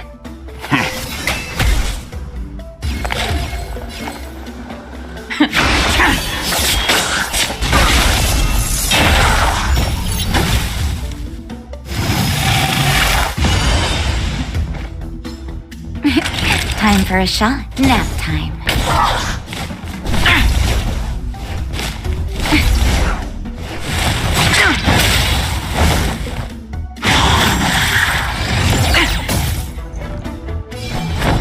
Defend the weak.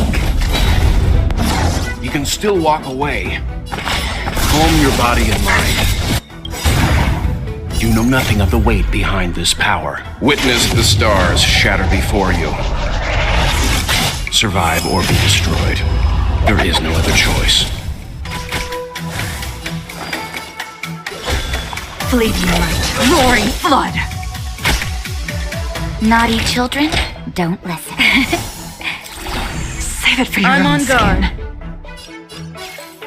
To the finish. Lance ablaze. Flaming lance. Forward.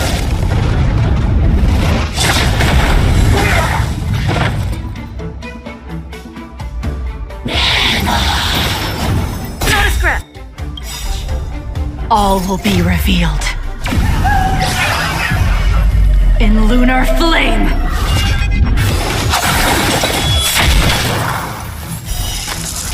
A blade of moonlight.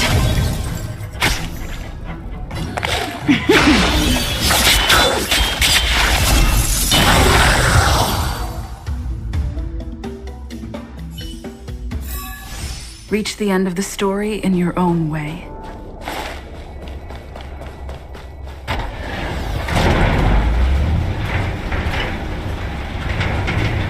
Get back, you demons!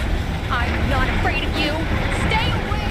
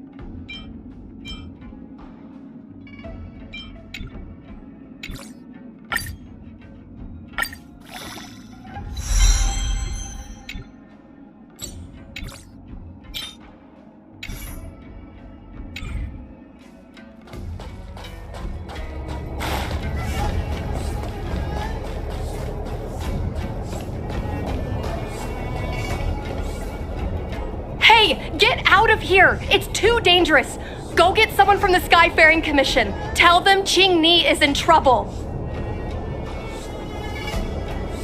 No, it's too late to call for backup. Don't worry, Miss Ching Ni. The Skyfaring Commission sent us to help.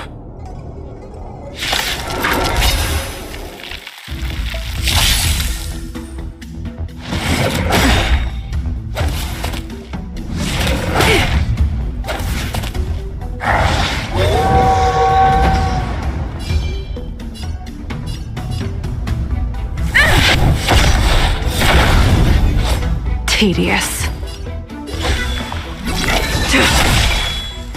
Leave the rest to me. Calm your body and mind. That'll take more than medicine. Save it for your own skin. I'm okay.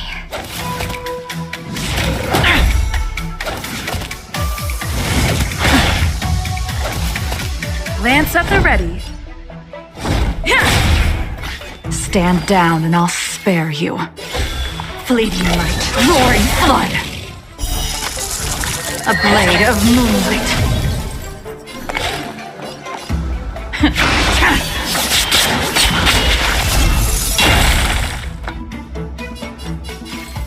Stand down.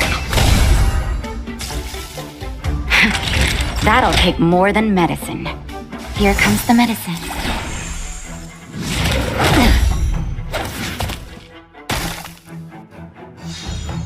I'm on guard. To the finish. Lance ablaze. Flaming lance. Forward!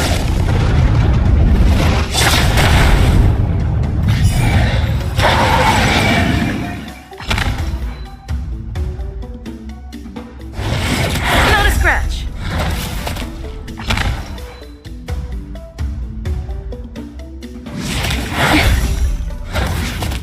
Nowhere to run!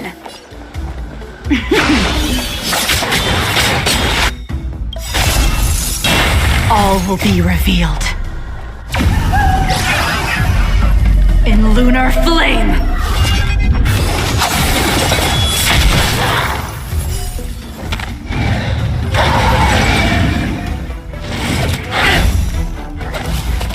You can still walk away. I won't go easy on you.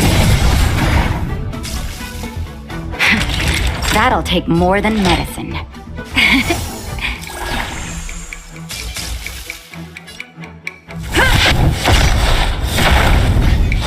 Ready for death!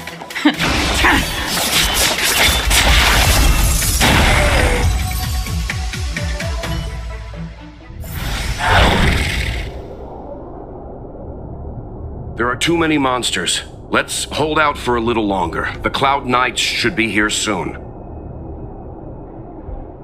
Just run! These monsters can't get up here anytime soon. No can do, Miss Ching Ni. We're not abandoning you.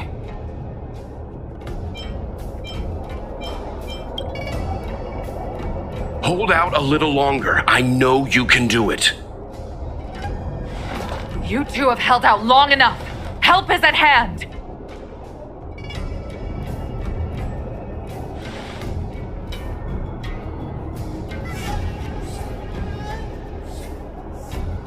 Cloud Knights, formation! Prepare to engage! Hold on, Ching Ni. We're coming to get you!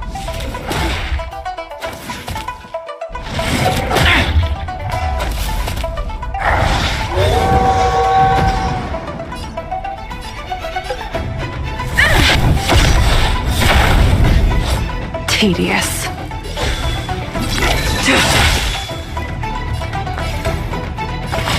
Calm your body and mind. You know nothing of the weight behind this power. Witness the stars shatter before you. Survive or be destroyed. There is no other choice. That'll take more than medicine. Here comes the medicine. Lance at the ready. Lance ablaze. Flaming lance. Forward!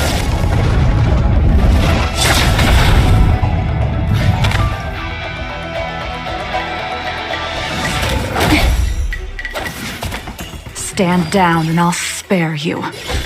Fleeting light, roaring flood. A blade of moonlight.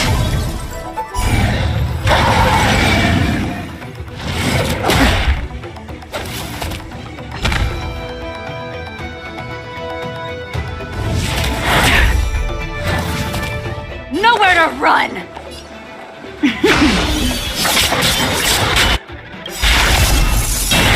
All will be revealed. In lunar flame!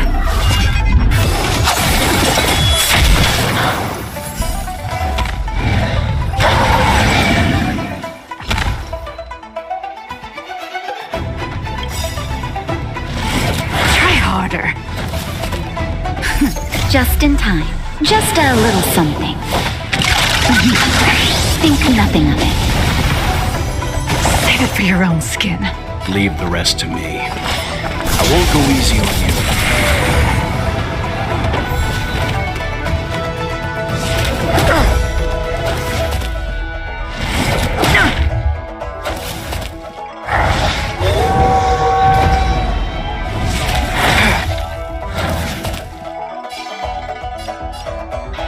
Pressure!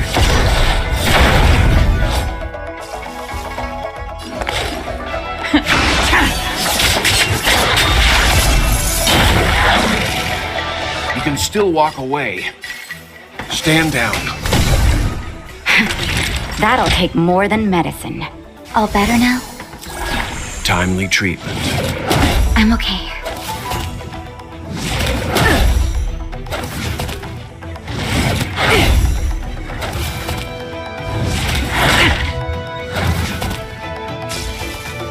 I'm on guard.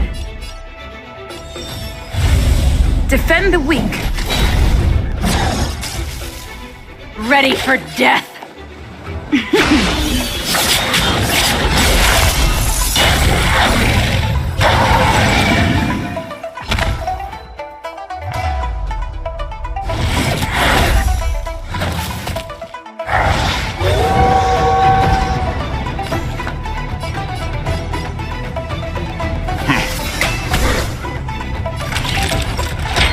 Here comes the medicine. Save it for your own skin.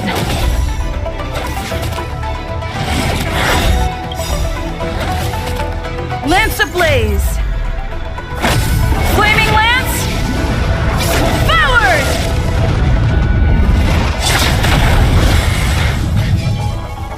Time to go on the offensive.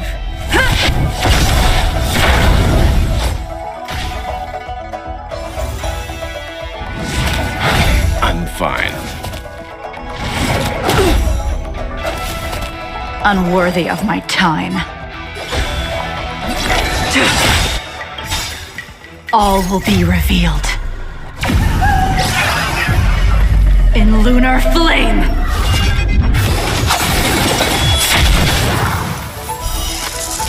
A blade of moonlight.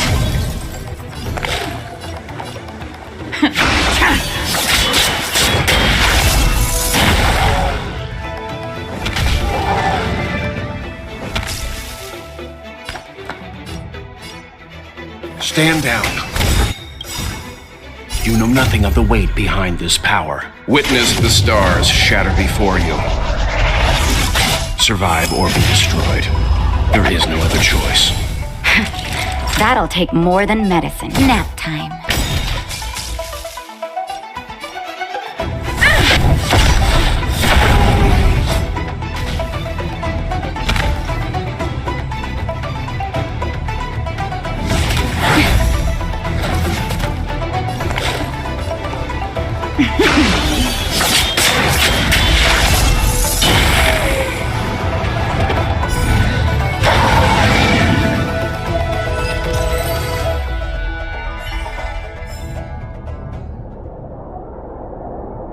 I didn't know the Helm Master of the Skyfaring Commission dealt with situations like this in person. Indeed. I should be reviewing files in the Palace of Astrum. However, Qing Ni decided to put herself in danger and trouble our esteemed guests with her safety. As her mother, I couldn't sit idly by. Qing Ni, Have you thanked your benefactors yet? Thank you, benefactors. No need, Miss Qingni. It was nothing. No need to be humble. You took great risks for the Xianzhou. I saw what you did. It was because of both of you that Qingni escaped unscathed. Words cannot express my gratitude. In fact, by way of thanks, I'd like to invite you to the Palace of Astrum for tea. It is about time we knew each other better. The feeling is mutual, Lady Yukong. We would be honored. Then, for now, I will excuse myself. Qingni's irresponsible actions caused much trouble for the two of you. Allow me to apologize once again on her behalf. You always do this, Mother. Scold me before figuring out what actually happened. It was a dire situation. I was the only one who could... You promised me, Qingni. We shall discuss this when we return. Please excuse us, benefactors. I look forward to our meeting. I didn't know Yukong had that side to her. You have a unique way of putting things. But you're not wrong. Appearances seemingly tell us little about the lives of the Xianzhou's leaders, no matter how long those lives may have been. Yukong's inner worries and concerns came to the surface in the presence of her daughter. Only then was it clear that she, too, is somebody's mother. Yes, after all, I know what it's like to worry over a kid's homework and whether their lunch is healthy enough. But there's something I don't understand. Yes, Qingni piloted a star skiff without permission and put herself in danger, but she meant well. Nevertheless, Yukong's reaction suggests that there was something more. Anyway, let's head over to the Palace of Astrum. Best not to keep Yukong waiting. Let's avoid sudden exclamations like that once we're in the palace. Remember, this is no field trip. We're having tea with the Helm Master of the Skyfaring Commission. We'll need to act with diplomatic decorum. All right, let's head out before it gets late.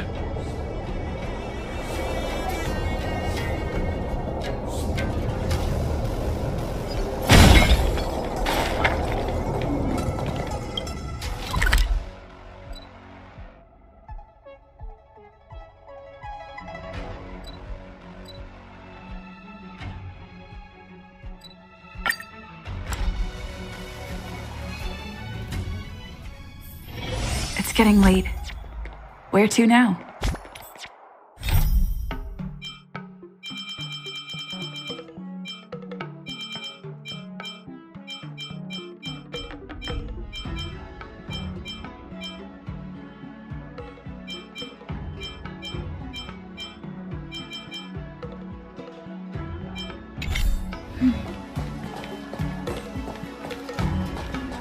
I've never attended a memorial, and I don't know what I should do here.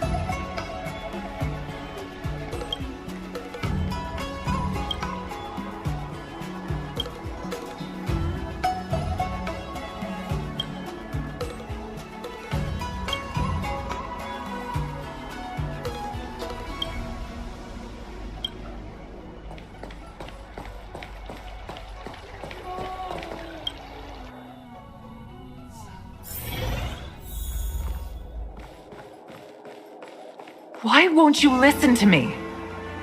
Because it's my life!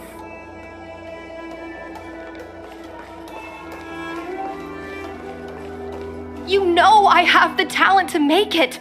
I can become the Luofu's best pilot, just like you were. Talent? You'd be dead if it weren't for those two travelers. Do you think stealing a star skiff and taking to the skies is a show of talent?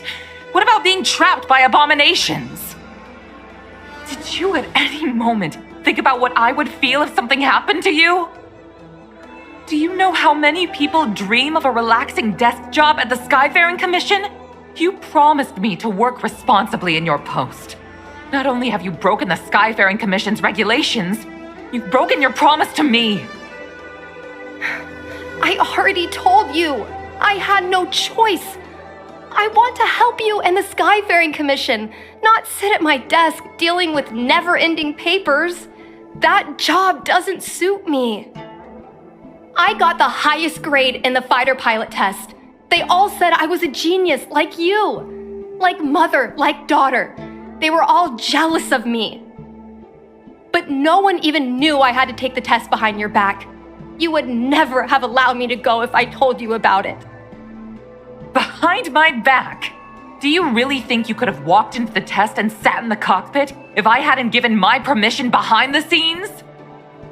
As for genius, don't mention that word to me again. Why do you insist on becoming a pilot? I don't understand. And I don't understand why you don't understand.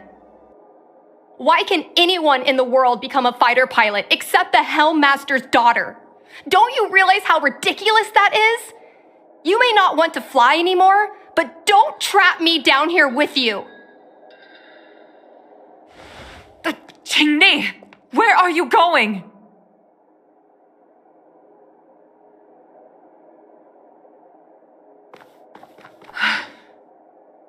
I'm sorry you had to witness this. Apologies, Madam Yukong. We should have given you some time. You're right. An oversight on my part. On the contrary, I apologize for allowing my own personal matters to encroach on your time. We don't intend to pry into private business, Helmmaster Yukong. But if there's anything we can help with, please don't hesitate to ask. Family issues, I'm afraid. You probably heard a thing or two just now. Despite my earnest wish that she continue in her post, Qingni is fixated on becoming a fighter pilot. I may seem overbearing, but the situation she gets herself into sent a shiver up my tail. It's funny, isn't it? I've seen every disaster imaginable, from the abundance axis to a living planet. I thought I'd forgotten what fear was. But when I fought alongside you, I realized there are still things that can terrify me. I'm sorry. Talking about such vexing matters is unbecoming in front of guests. I invited you here to gain a better understanding of the Express, not bore you with these trivialities. Oh, I prepared refreshments for you. Please, you must try this excellent whale tide spring.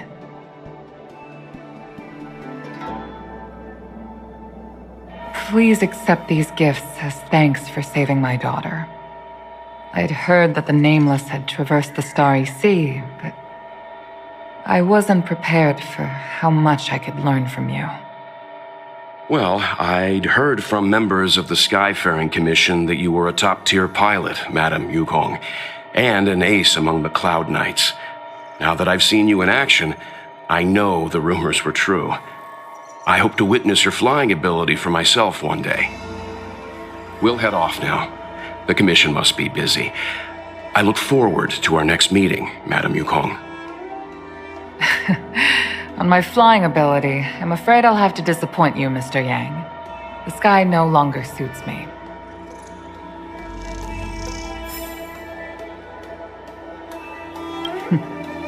Looks like you still wish to talk. Seems our every meeting is accompanied by an incident of some sort. I hope I can meet the Astral Express crew under better circumstances next time.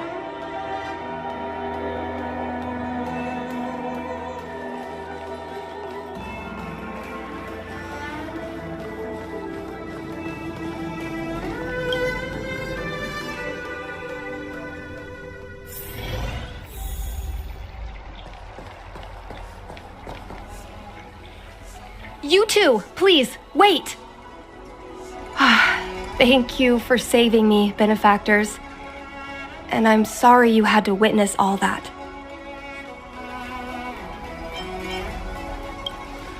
So you've experienced it yourself, benefactor. That's great. I mean, I'm happy I finally found someone who can understand me. But I've had the hairpin ceremony. I'm an adult now. I have the right to pursue my dreams. Mom still insists on sheltering me under her wing, as if I can't even stay alive without her. Miss Qingni, these are family matters. I'm not sure it's my place to comment. However, in my personal experience, becoming a parent often means we become obstinate. To erode a rock, one must be patient and persistent, like water. What I mean to say is, instead of trying to prove yourself suddenly, perhaps you could demonstrate your ability to look after yourself methodically over time. Don't you think, Miss Qingni?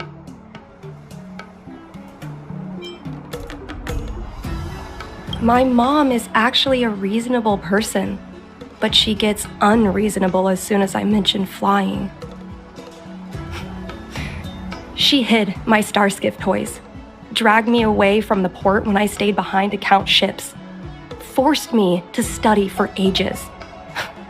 I did everything I could to work my way into the Skyfaring Commission.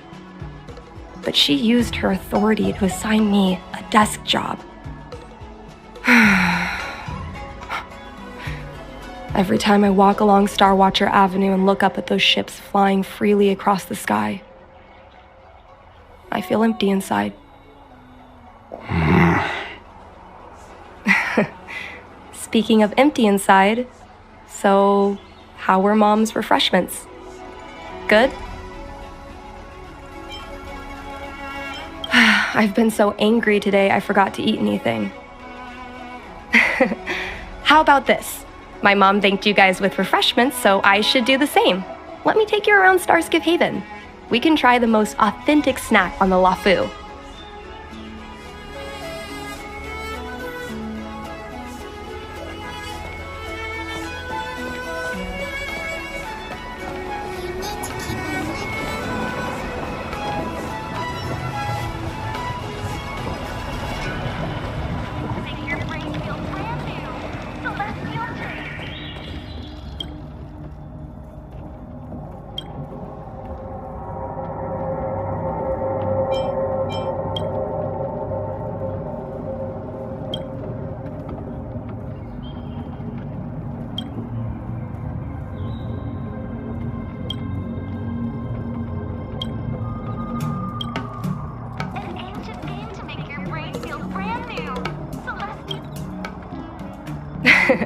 We're here! The thing about the most authentic snack on the Cienjo LaFu is it's a drink, and it's inside this vending machine. I'm sorry, I'm afraid I don't have the money for anything fancy.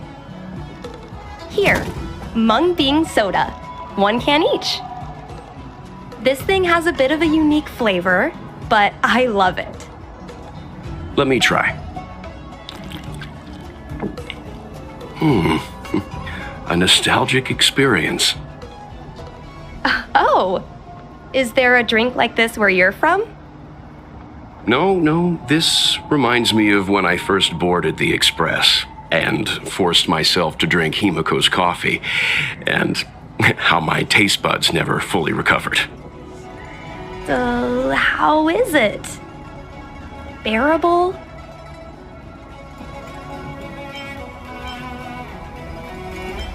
That bad? Sorry. But I guess not everyone can accept what I like. Just like flying. Well, don't force yourself. Let's go somewhere else. Ooh, I know a really great place in Starskiff Haven to Starskiff watch.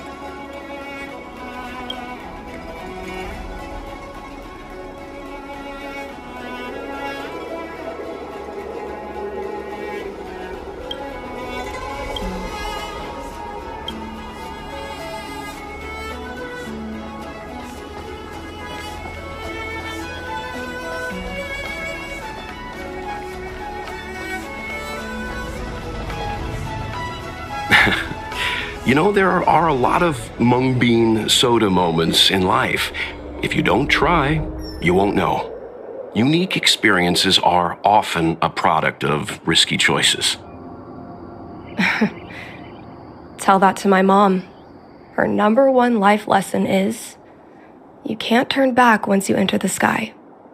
Pilots are always dancing with death. I know she's right.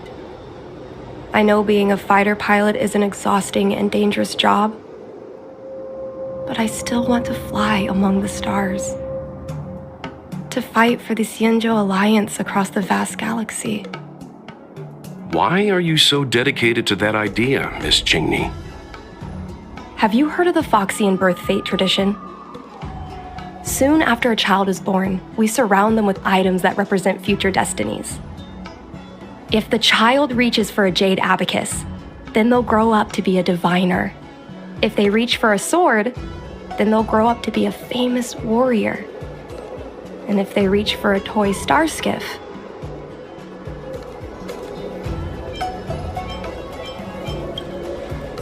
what? No, it means they'll become a pilot. Mom reached for the star skiff and showed a natural talent for flying. General Jing Yuan recruited her to the Cloud Knights as soon as she was old enough. That's how she became a fighter pilot. Later, she achieved miracles. One time, she destroyed 3 beast ships in a hail of Barisan anti-aircraft fire, like an arrow tearing through a thunderstorm. She also holds the Skyfaring Commission records for speed and enemy vessels destroyed. I'm proud to be Madame Yukong's daughter. I've wanted to become a legend like her for as long as I can remember. I can imagine. A parent is often a child's first hero, and their image can influence their whole life. She never told me any of those stories herself. And she hasn't piloted a star skiff since the 3rd Denizens of Abundance War. She doesn't even bring up her military achievements. I used to watch her fly when I was young. Then one time, I stole a star skiff and I tried all kinds of difficult maneuvers. Turns out I was as talented as she was. Not only did I survive the flight, my landing was perfect. I remember feeling so happy when they took me to see my mom. There I was boasting about the flight, expecting her to laugh, pat my head, say, "That's my girl," or something. But boy, I've never seen her so scary. I admit, I deserve to be punished. You can't let a kid get away with stealing a star skiff. But my mom was angry about more than that. She was angry because I viewed her as a role model. Because I had the same talent as her. I don't understand it. Parents never want their children to be in danger. I think I can understand, Madame Yukong. But flying is the only thing I want to do. I've already touched the sky. It's Mom's secretary, Miss Siquei. She just sent me a message. Mom lost one of her trinkets in Stargazer Navalia when she came to save me. Miss Siquei suggested I find the trinket and return it to Mom. Said it might help me get back in her good books. In Stargazer Navalia?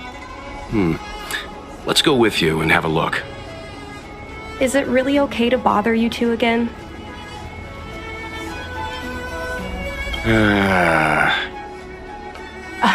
Sorry. Please don't mention the mung bean soda again.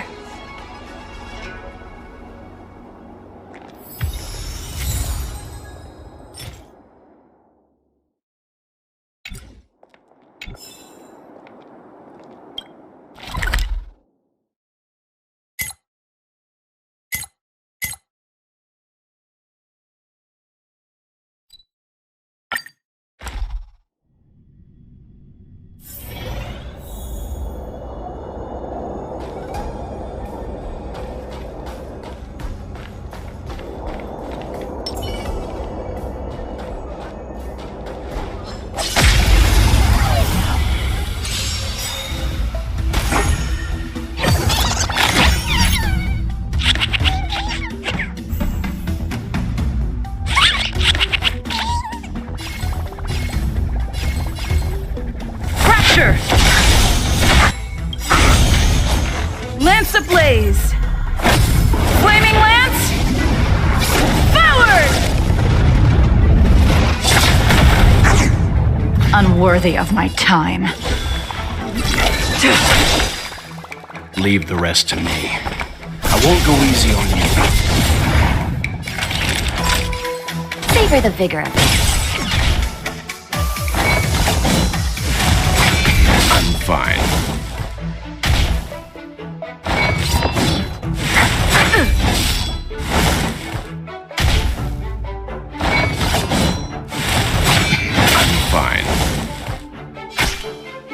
Time to go on the offensive.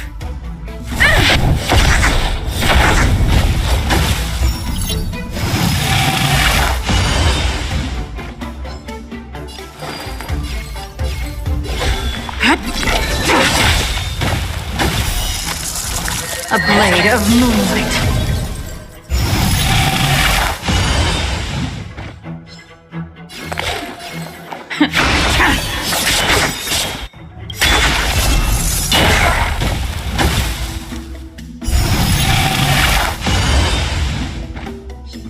All will be revealed. In lunar flame!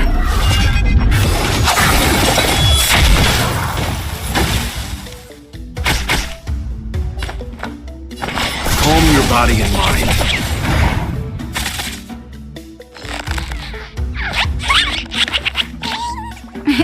Time for a shot.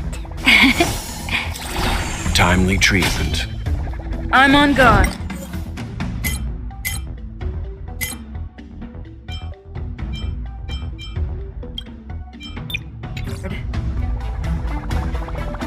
To the finish. Nowhere to run.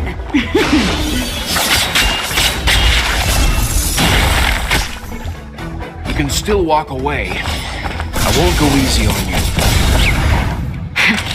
That'll take more than medicine. You're in bad shape.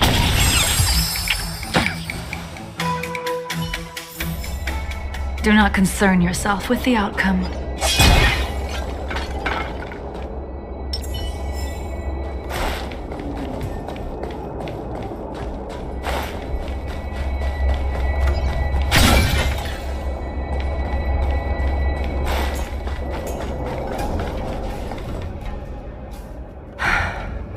The fight with the abominations was pretty chaotic. I think Mom's trinket would have dropped around here. Do you know what it looks like, Miss Chingni? Let me think. It should be a little square thing. She's usually got something like that on her. This is your area of expertise.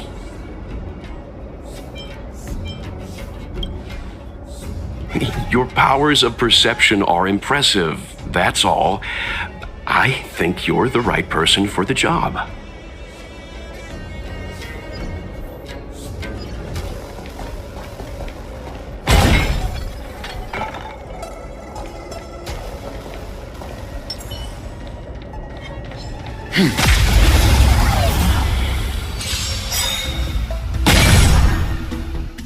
Lance You up know the nothing ready. of the weight behind this power. Witness the stars shatter before you. Survive or be destroyed. There is no other choice.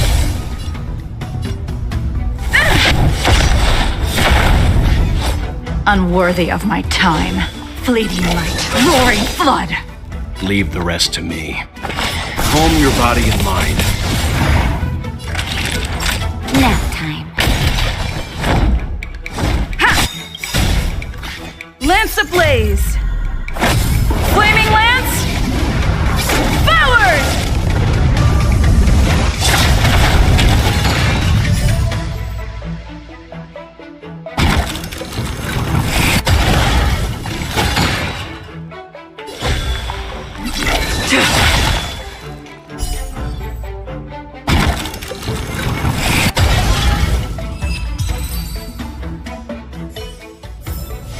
The galaxy is vast beyond compare. Stay. The moon shines on the truth.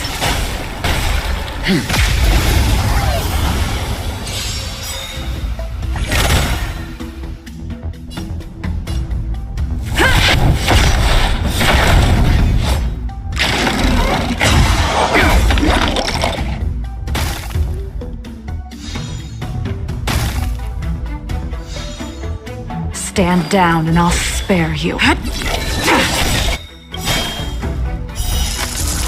A blade of moonlight.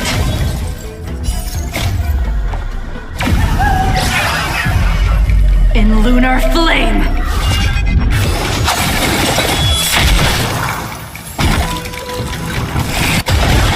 Ready for death.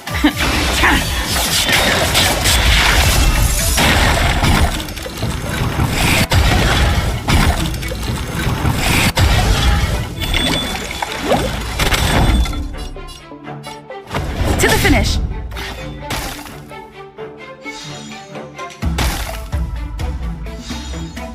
Nowhere to run.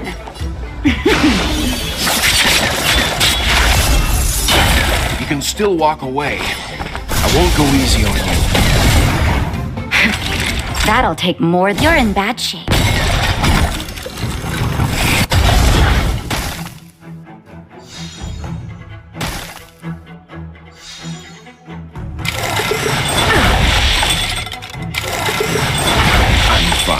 I'm on guard.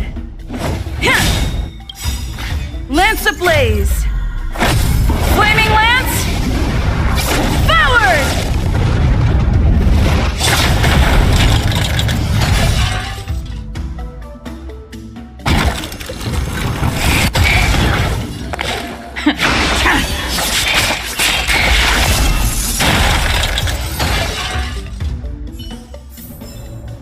The galaxy is vast beyond compare.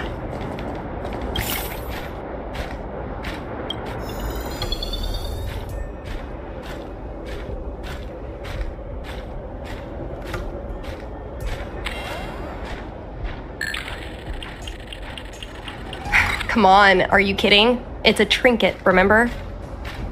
You think my mom would carry this with her? It's a beautiful vase, though. What an intricate pattern. Isn't that the divine beast fortune pattern? You're so smart, Mr. Yang. Well, I only recently found out about it.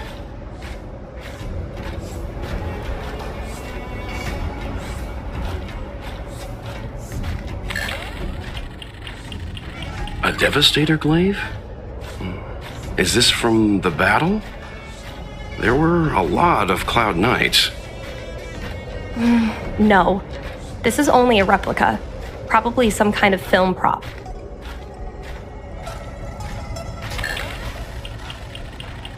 Well, this is too big for a trinket.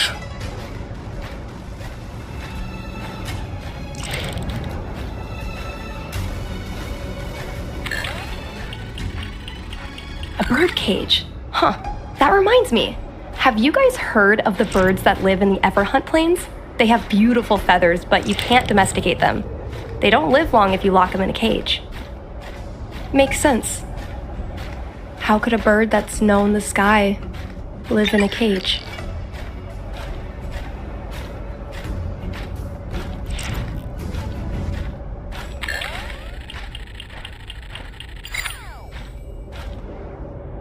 Mom always carries this trinket around with her, but I never realized there was something inside. Is this the Hunt Crest? This is what pilots hang in their Starskiff cockpits for good luck. It must be very close to Helmmaster Yukong's heart. Let's head back, Miss Qingni. I think you should return this trinket in person. This is an opportunity for the two of you to talk. Not yet. I want to go back later. There's something I hope you two can help me with first. If you want us to help you persuade your mother, I'm afraid that could be difficult. It's not easy to solve a family dispute as an outsider. No, you misunderstand. I just want to know what she's thinking.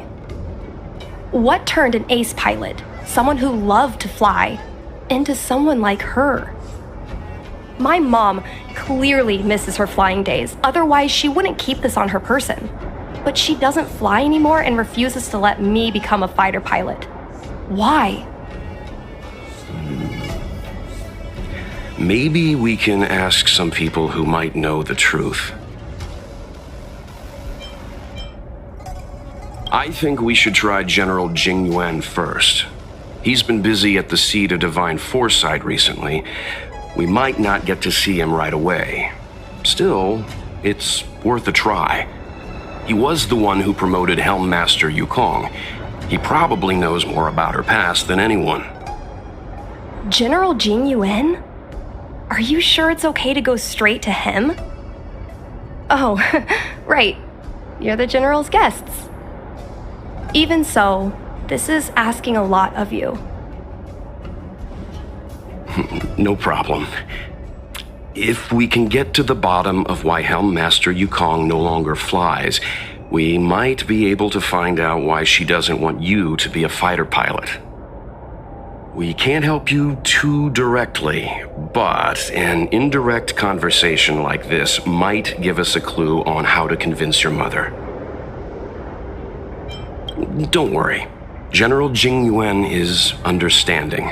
I'm sure a small visit won't trouble him, especially if it's about a young girl's future. In that case, thank you so much, benefactors. I'll head back to Starskip Haven. I'm not ready to return to the Skyfaring Commission yet.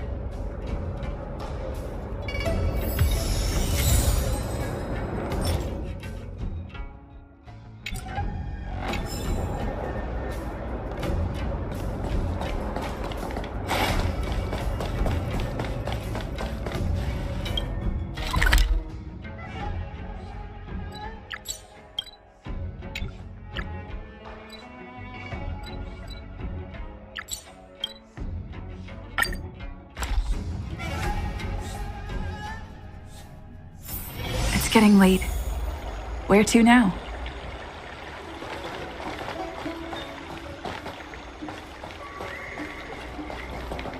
Hey, there's something I need to tell you.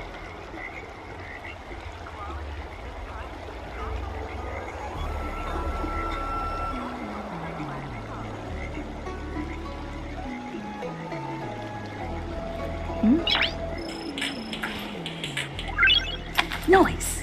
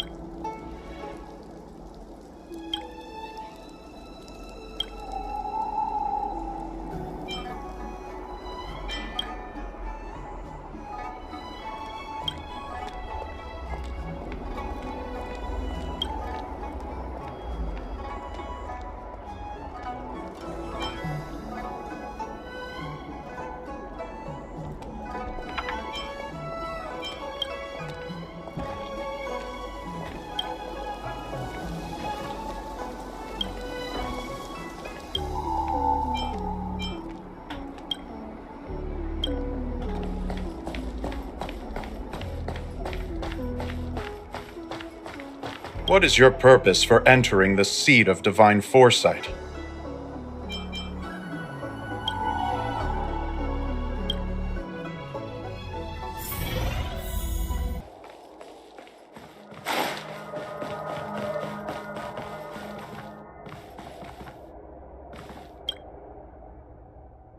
Mr. Yang, and you?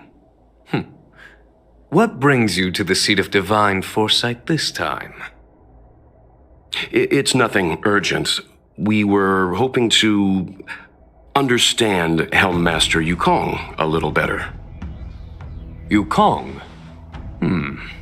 I heard an office worker from the Skyfaring Commission flew a star skiff to assist in the present crisis, but ran into trouble herself. She was only saved thanks to a couple of travelers. on behalf of the Law Fu, you have my thanks once again.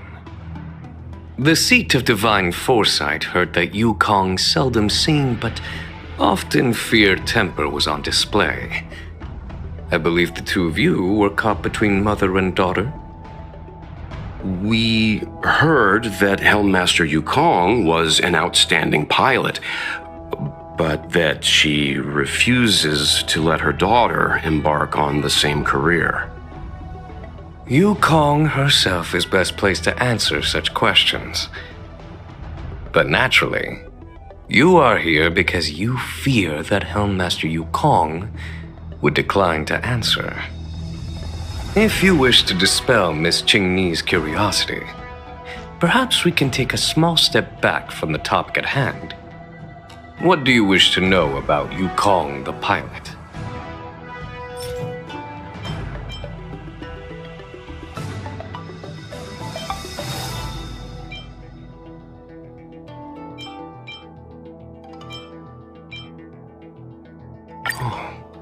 This is a divine object from the Rainbow Arbiter? Where did you find this?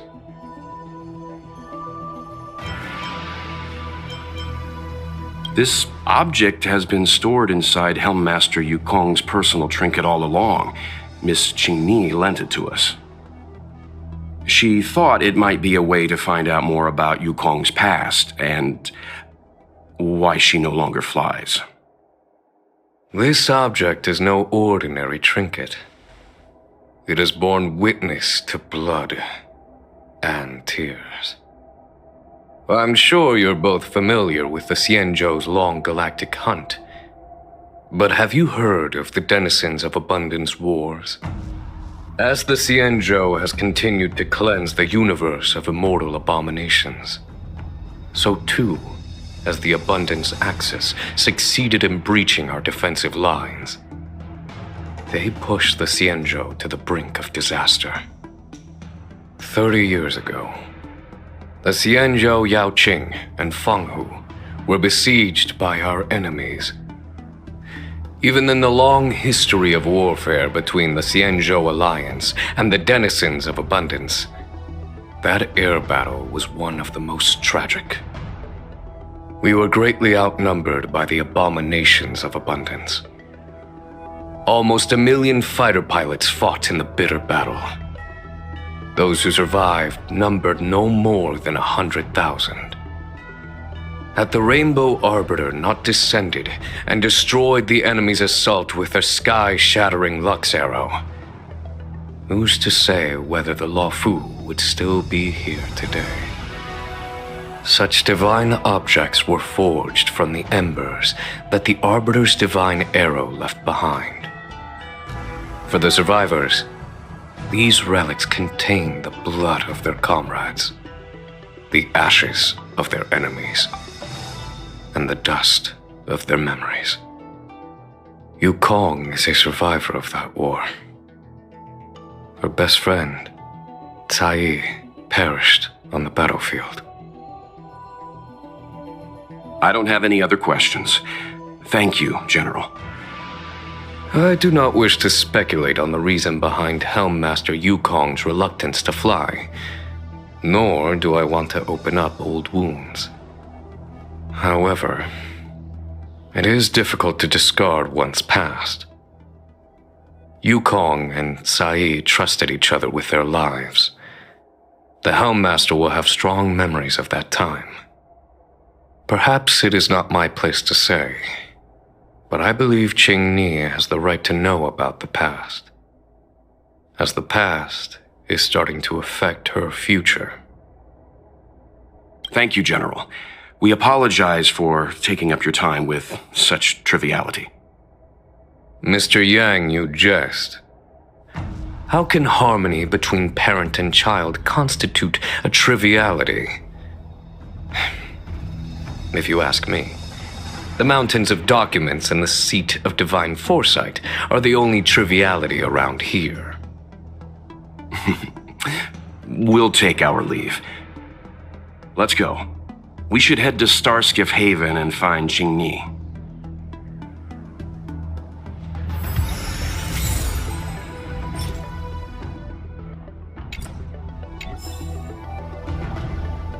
Oh, something else on your mind?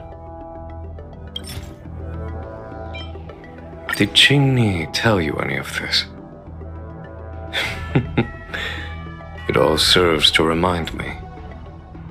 A long time ago, a young Foxian girl, charged by the Knights with a high-speed flight violation, was brought before me as punishment.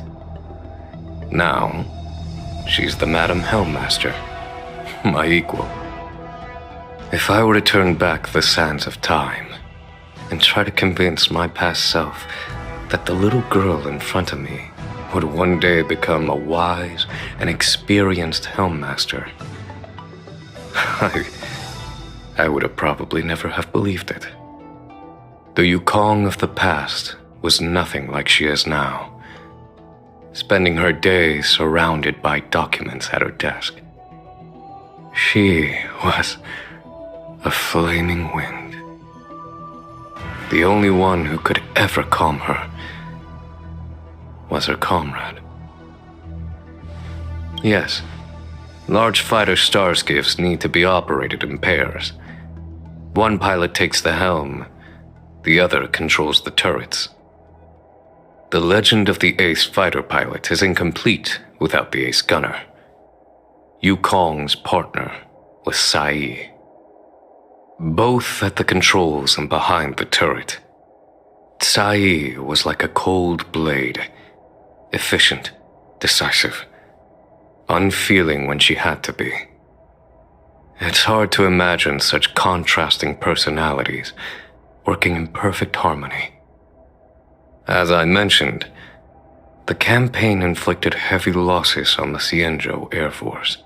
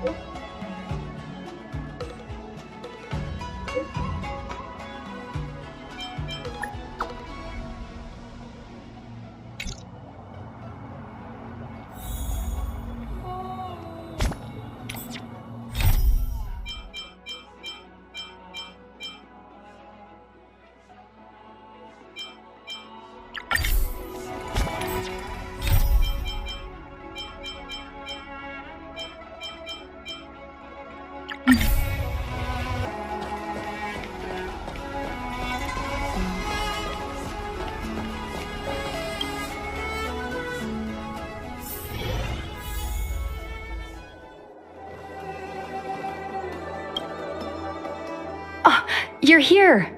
My mom isn't in a great mood. She went for a walk. My mom isn't the irresponsible type. She only skips work if she's managed to delegate everything. You two are very similar. Well, we do both like to take a walk after a fight. The only difference is that I come to this side of Starskiff Haven and she heads to the other. That way, we don't bump into each other. You can say that again. Anyway, did you find anything out from General Jing Yuan?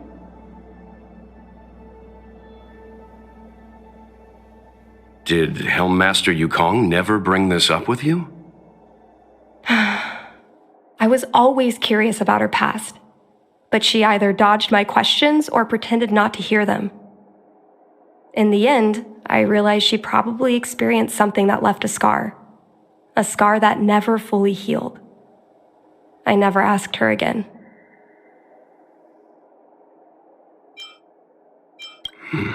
Indeed. That's probably why Yukong was never willing to fly again after the battle, and why she forbids you from flying. So she doesn't want me to fly because she remembers the pain of losing her friend. And she thinks that my talent makes it more likely that she'll lose me in the same way? I can't guarantee that's what she's thinking, Miss Qingni. You should talk with her yourself. You're right, Mr. Yang. But I still have something else to check first. This pass that General Jing Yuan mentioned is probably archived in the Palace of Astrum. I remember watching her handle a document with great care before she filed it away. It looked like a diary. Do you still remember where it was filed, Miss Qingni? Vaguely. But there are so many files stored in the Skyfaring Commission. Could I ask you benefactors to look for it with me?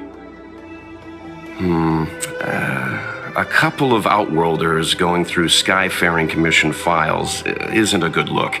I'm afraid we can only accompany you, Miss Qingni.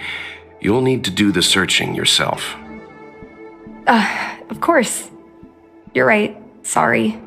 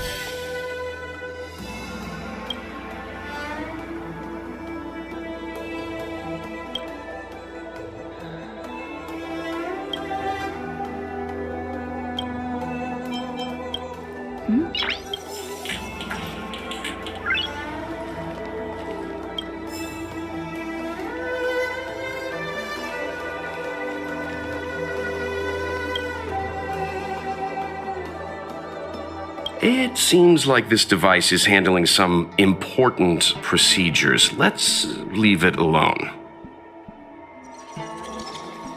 I love work. I love overtime. I love work. I love overtime. I love work. I love overtime. I love work. I love overtime.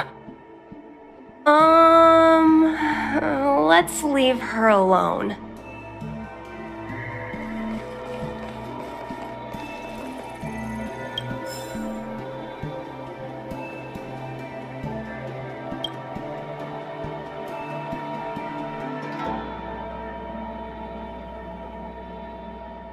Mr. Yang Ming is a stickler for rules.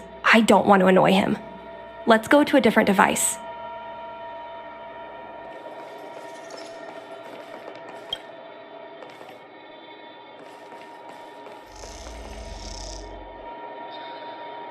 We can use this one. Okay. Let me see. Helm Masters, Personal Archive. Oh, I got it! Let's go take a look.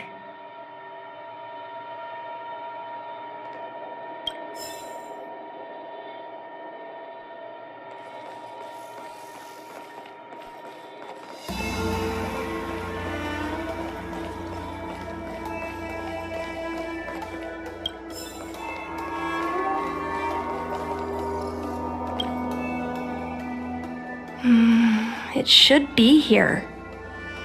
Let's see. Yes!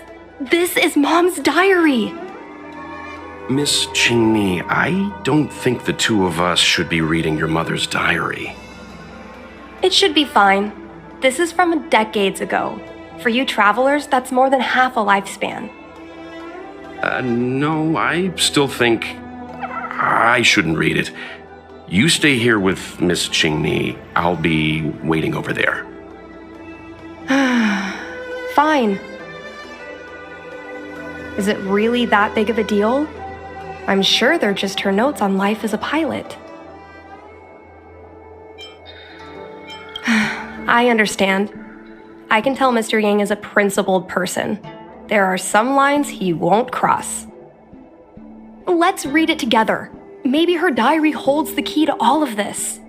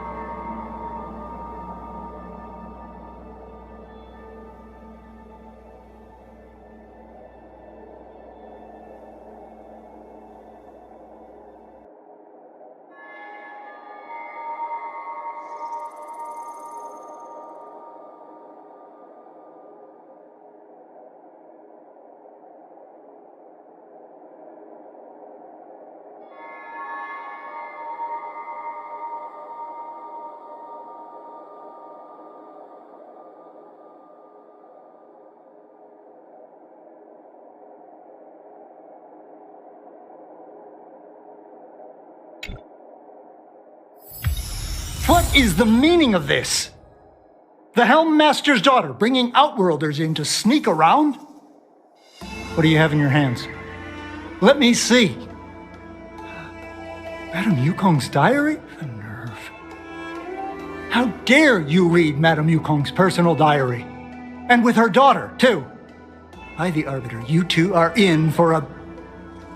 Mr. Yang Min, please, calm down. Let us explain. I see. Qingni, I know Madame Yukong's position on you becoming a pilot is tough for you to accept, but she has her own concerns. I understand, Mr. Yang Ming. But now, compared to becoming a fighter pilot, I'm more interested in knowing what my mom went through. I want to know what happened, how she went from ace pilot to Helm Master. I've been here for a long time, Qingmi. If there's something you wish to know, just ask. But don't go rummaging around. That's a bad habit.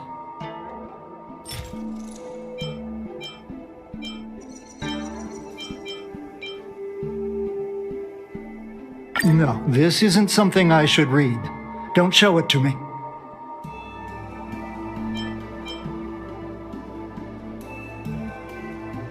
Just listen to yourself. I suppose you think if you ate your shoes, I'd follow suit. Just ask some other questions. Ones I can answer.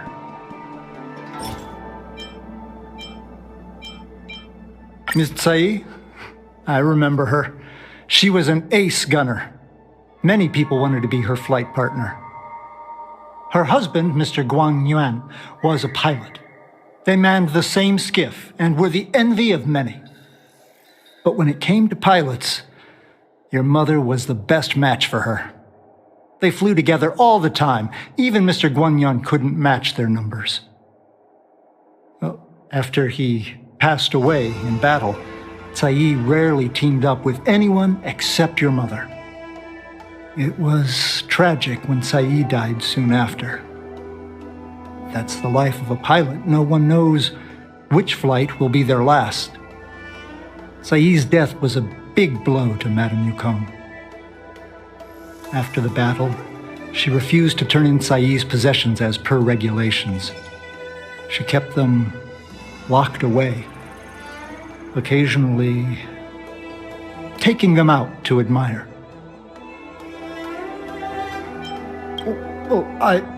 As her subordinate, surely I should be concerned with her mental well-being. If Madame Yukong is unhappy, how can I be happy? I mean to say, how can I be happy in my duties to her. Where are Miss Tsai's possessions stored? Thanks for telling us all this, Mr. Yang Ming. You're welcome. I know this is important to you. I suppose you're going to go through Madame Yukong's office desk next. I can understand your position, Qingni. I'll take my leave and pretend I didn't see anything. After all, it's an unwritten rule that subordinates should be absent when their superior's privacy is exposed. Please don't tell your mother that you saw me today. Got it. You're a cheeky one. You're lucky I have a sense of humor. Hurry. Madame Yukong will be back soon.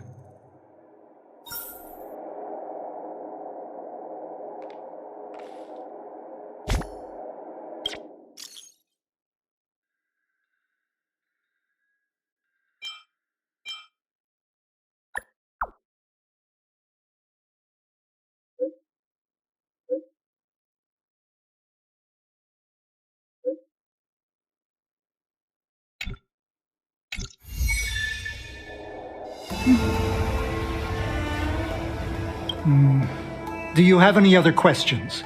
Madame Yukong will be back soon. This divine object, if I remember correctly, it's the one Madame Yukong always carries with her? I heard the war that forged this object was only won thanks to the Rainbow Arbiter's blessing.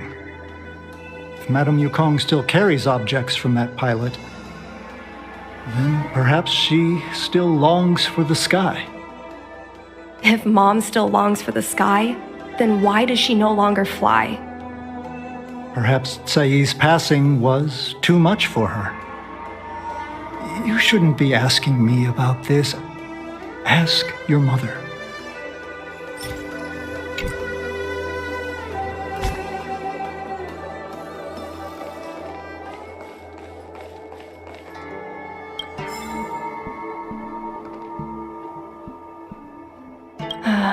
My mom keeps lots of stuff in her desk. Let's have a look. That's the selling point of this desk. Super simplistic design with super spacious hidden compartments. Lots of office staff use this desk. There are hidden compartments on the left, right, and under the desktop. Which one should we check first? A paper kite, personal letters, and a copy of Otherworldly Delights? So Mom likes these kinds of novels? Huh, I thought she'd prefer more heroic stuff. But what we're looking for isn't here. There are hidden compartments on the left, right, and under the desktop. Which one should we check first? There's some exhibition material, not sure if it's relevant. This is the Fallen Heroes archive. Mom stored them right next to her. Every time our pilots returned from the battlefield, my mother would tell me never to forget the cost of victory. But what we're looking for isn't here. There are hidden compartments on the left, right. Got it. This looks similar to Mom's diary, but it looks like it belonged to Miss Tsai.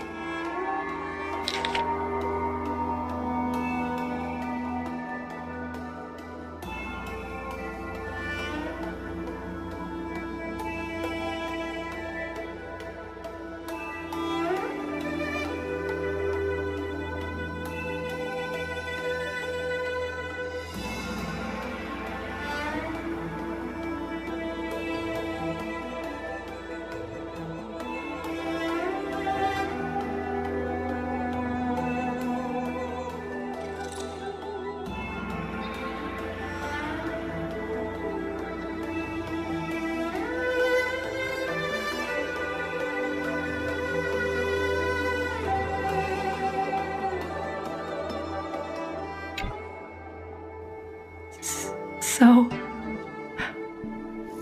I was adopted? And this Miss Sai was my real mother? I suppose I've always had a feeling. But now I know the truth. I feel like I'm dreaming. Don't let that child touch the sky. Is this why Mom refuses to let me become a fighter pilot? For a pilot, the most important oath before departure is the promise to bring your comrade back. Mom didn't manage to bring her comrade back. So she vowed to prevent me from setting out. Not only am I her daughter, I'm also her final promise to Tsai. I never thought my dream would put Mom in such a difficult situation. I feel a lot closer to Mom after reading this diary. Even if we're not connected by blood, I understand her a lot more now. Can you come with me one more time? I want to have a proper chat with Mom. Yes. Thank you.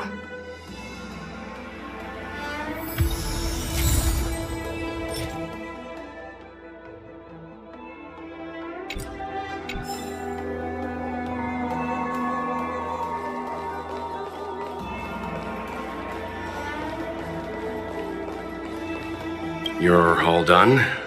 Did it go smoothly? I see. Let's find Helmmaster Yukong. We'll accompany you. We're here to help, but she and I really shouldn't interject when you're conversing with your mother. It's okay. I understand. Just having you stand next to me is already a great help, benefactors.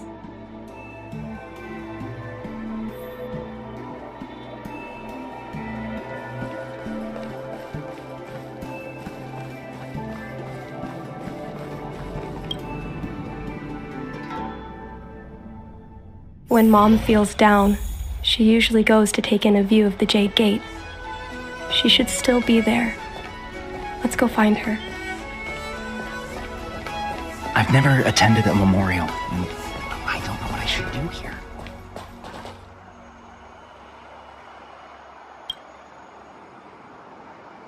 Mom? Qing-Ni, why are Mr. Yang and they here too? Miss Qing-Ni kindly agreed to show us around Star Skiff Haven. She mentioned she was trying to mend things between you, but was feeling shy about it. We volunteered to come with her. Thank you. I must apologize for the trouble my daughter has brought you. Mom!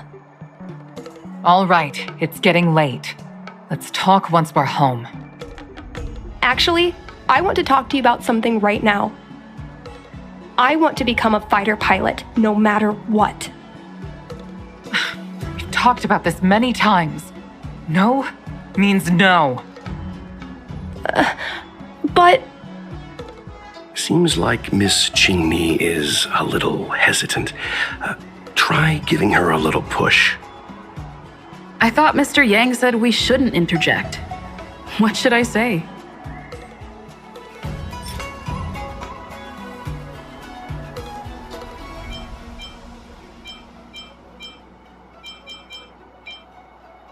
Is that Sai's diary? How did you... I understand now. I'm sorry, Qing-Ni. I cannot support your dream because I made a promise to someone else. I don't expect to gain your forgiveness. I just hope you can understand my reason. Mom, what are you talking about? I'm your daughter. Our bond is bigger than forgiveness and reason. I'll listen to anything you have to say. Just like you, I once longed for the sky. I know what it feels like to fly through infinite space, to be surrounded by the vast expanse of nothingness, with unimaginable splendors looming in the distance, to float like a single leaf in the fathomless stellar sea. Some called it loneliness, but we called it freedom. Sai was like that too. We're friends since childhood. We flew star skiffs everywhere, causing trouble until the knights caught us and dragged us before General Jingyuan. We soon became the most elite fighter pilots of the Skyfaring Commission. It wasn't an easy life. You could even say it was a cruel one. You never knew if the friend next to you would make it back alive. Of course, the same could be said of yourself. But those are my best memories. We would strike out into the sky, repelling demons and upholding justice. The blood we shed bore witness to it all. The life of a Foxian is short and fleeting. Surely we should dedicate ourselves to such glorious aims. System space all clear today. Great weather for flying. We're engaging the main Borisan fleet this time. Don't get too excited. Huh? Sounds like maternity leave knocked the wind out of your sails. Feeling rusty? Oh, shut it. I think you're just excited because you haven't flown with me for so long. Did you miss me? Of course I missed you. The galaxy felt smaller without you in my cockpit. Say, Sai, really didn't think you'd come back. Do you really like flying star skiffs that much? You bet. Sure, it's exhausting, dangerous, low paid. Plus, you only get back to the Luofu a few times a year. But given the choice, I'd always pick this. I guess I already touched the sky. The mind is mysterious. I've lived for more than 200 years, forgotten nearly every conversation I've ever had. But I still remember us shooting the breeze that day. It's crystal clear. It was the last time I spoke to Sai.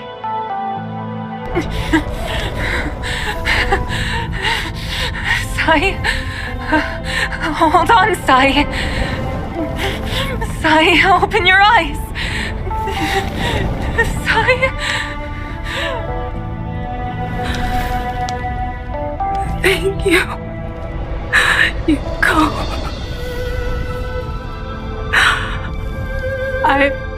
I've had a good life. But please,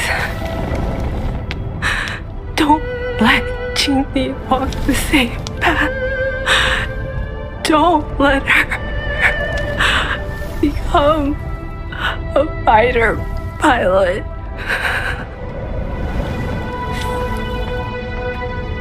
Sai, she's your daughter.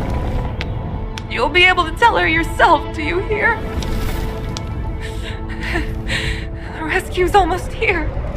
Stay with me. Jingni is waiting for you. She lost Guang Yan. She can't afford to lose you too. Wake up! Sai! Sai! Sai!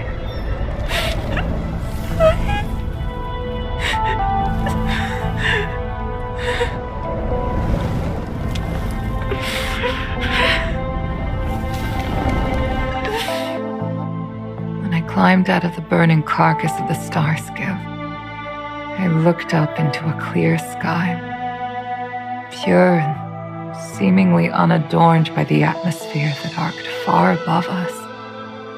It was the most beautiful sky I had ever seen. But all I could feel was unbearable pain. I sunk to the ground and gazed up helplessly. In my dream, that was the day I died.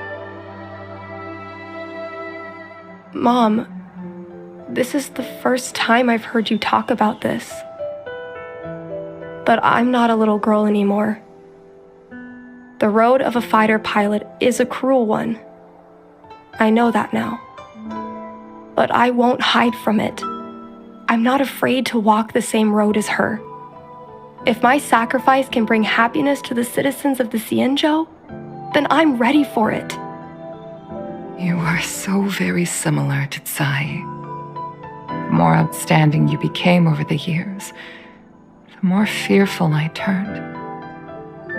I've known for a long time you were ready, but I was not.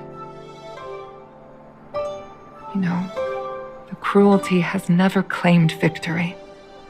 Me, Tsai, your father Guangyan, we were prepared for the worst when we enlisted. But do you know how we won that war? The war that took away Tsai and the lives of hundreds of thousands of fighters. The Rainbow Arbiter's divine arrow.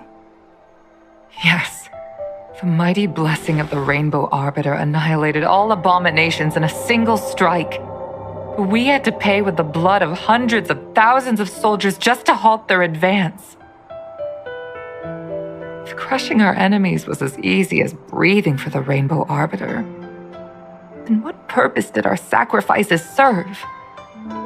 Under the might of an eon, the sacrifices of ordinary creatures are but a joke.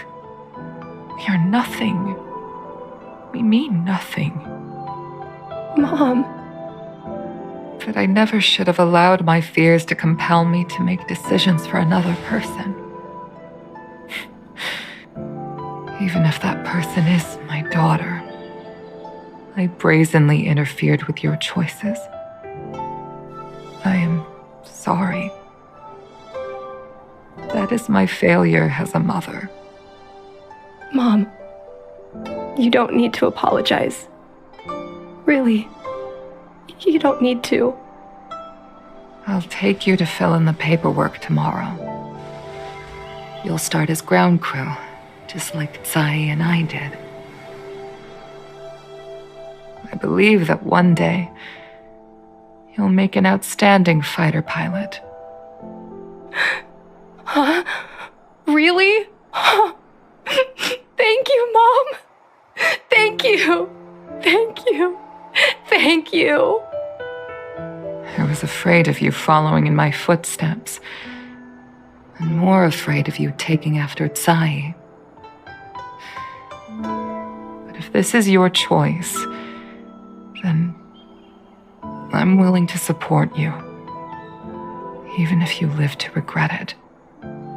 Mom, I have one last request. Tell me. I want to fly with you at least once.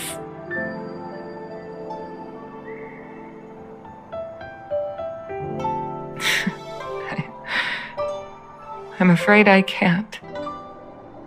I won't be flying anymore. But why? Because I already touched the sky.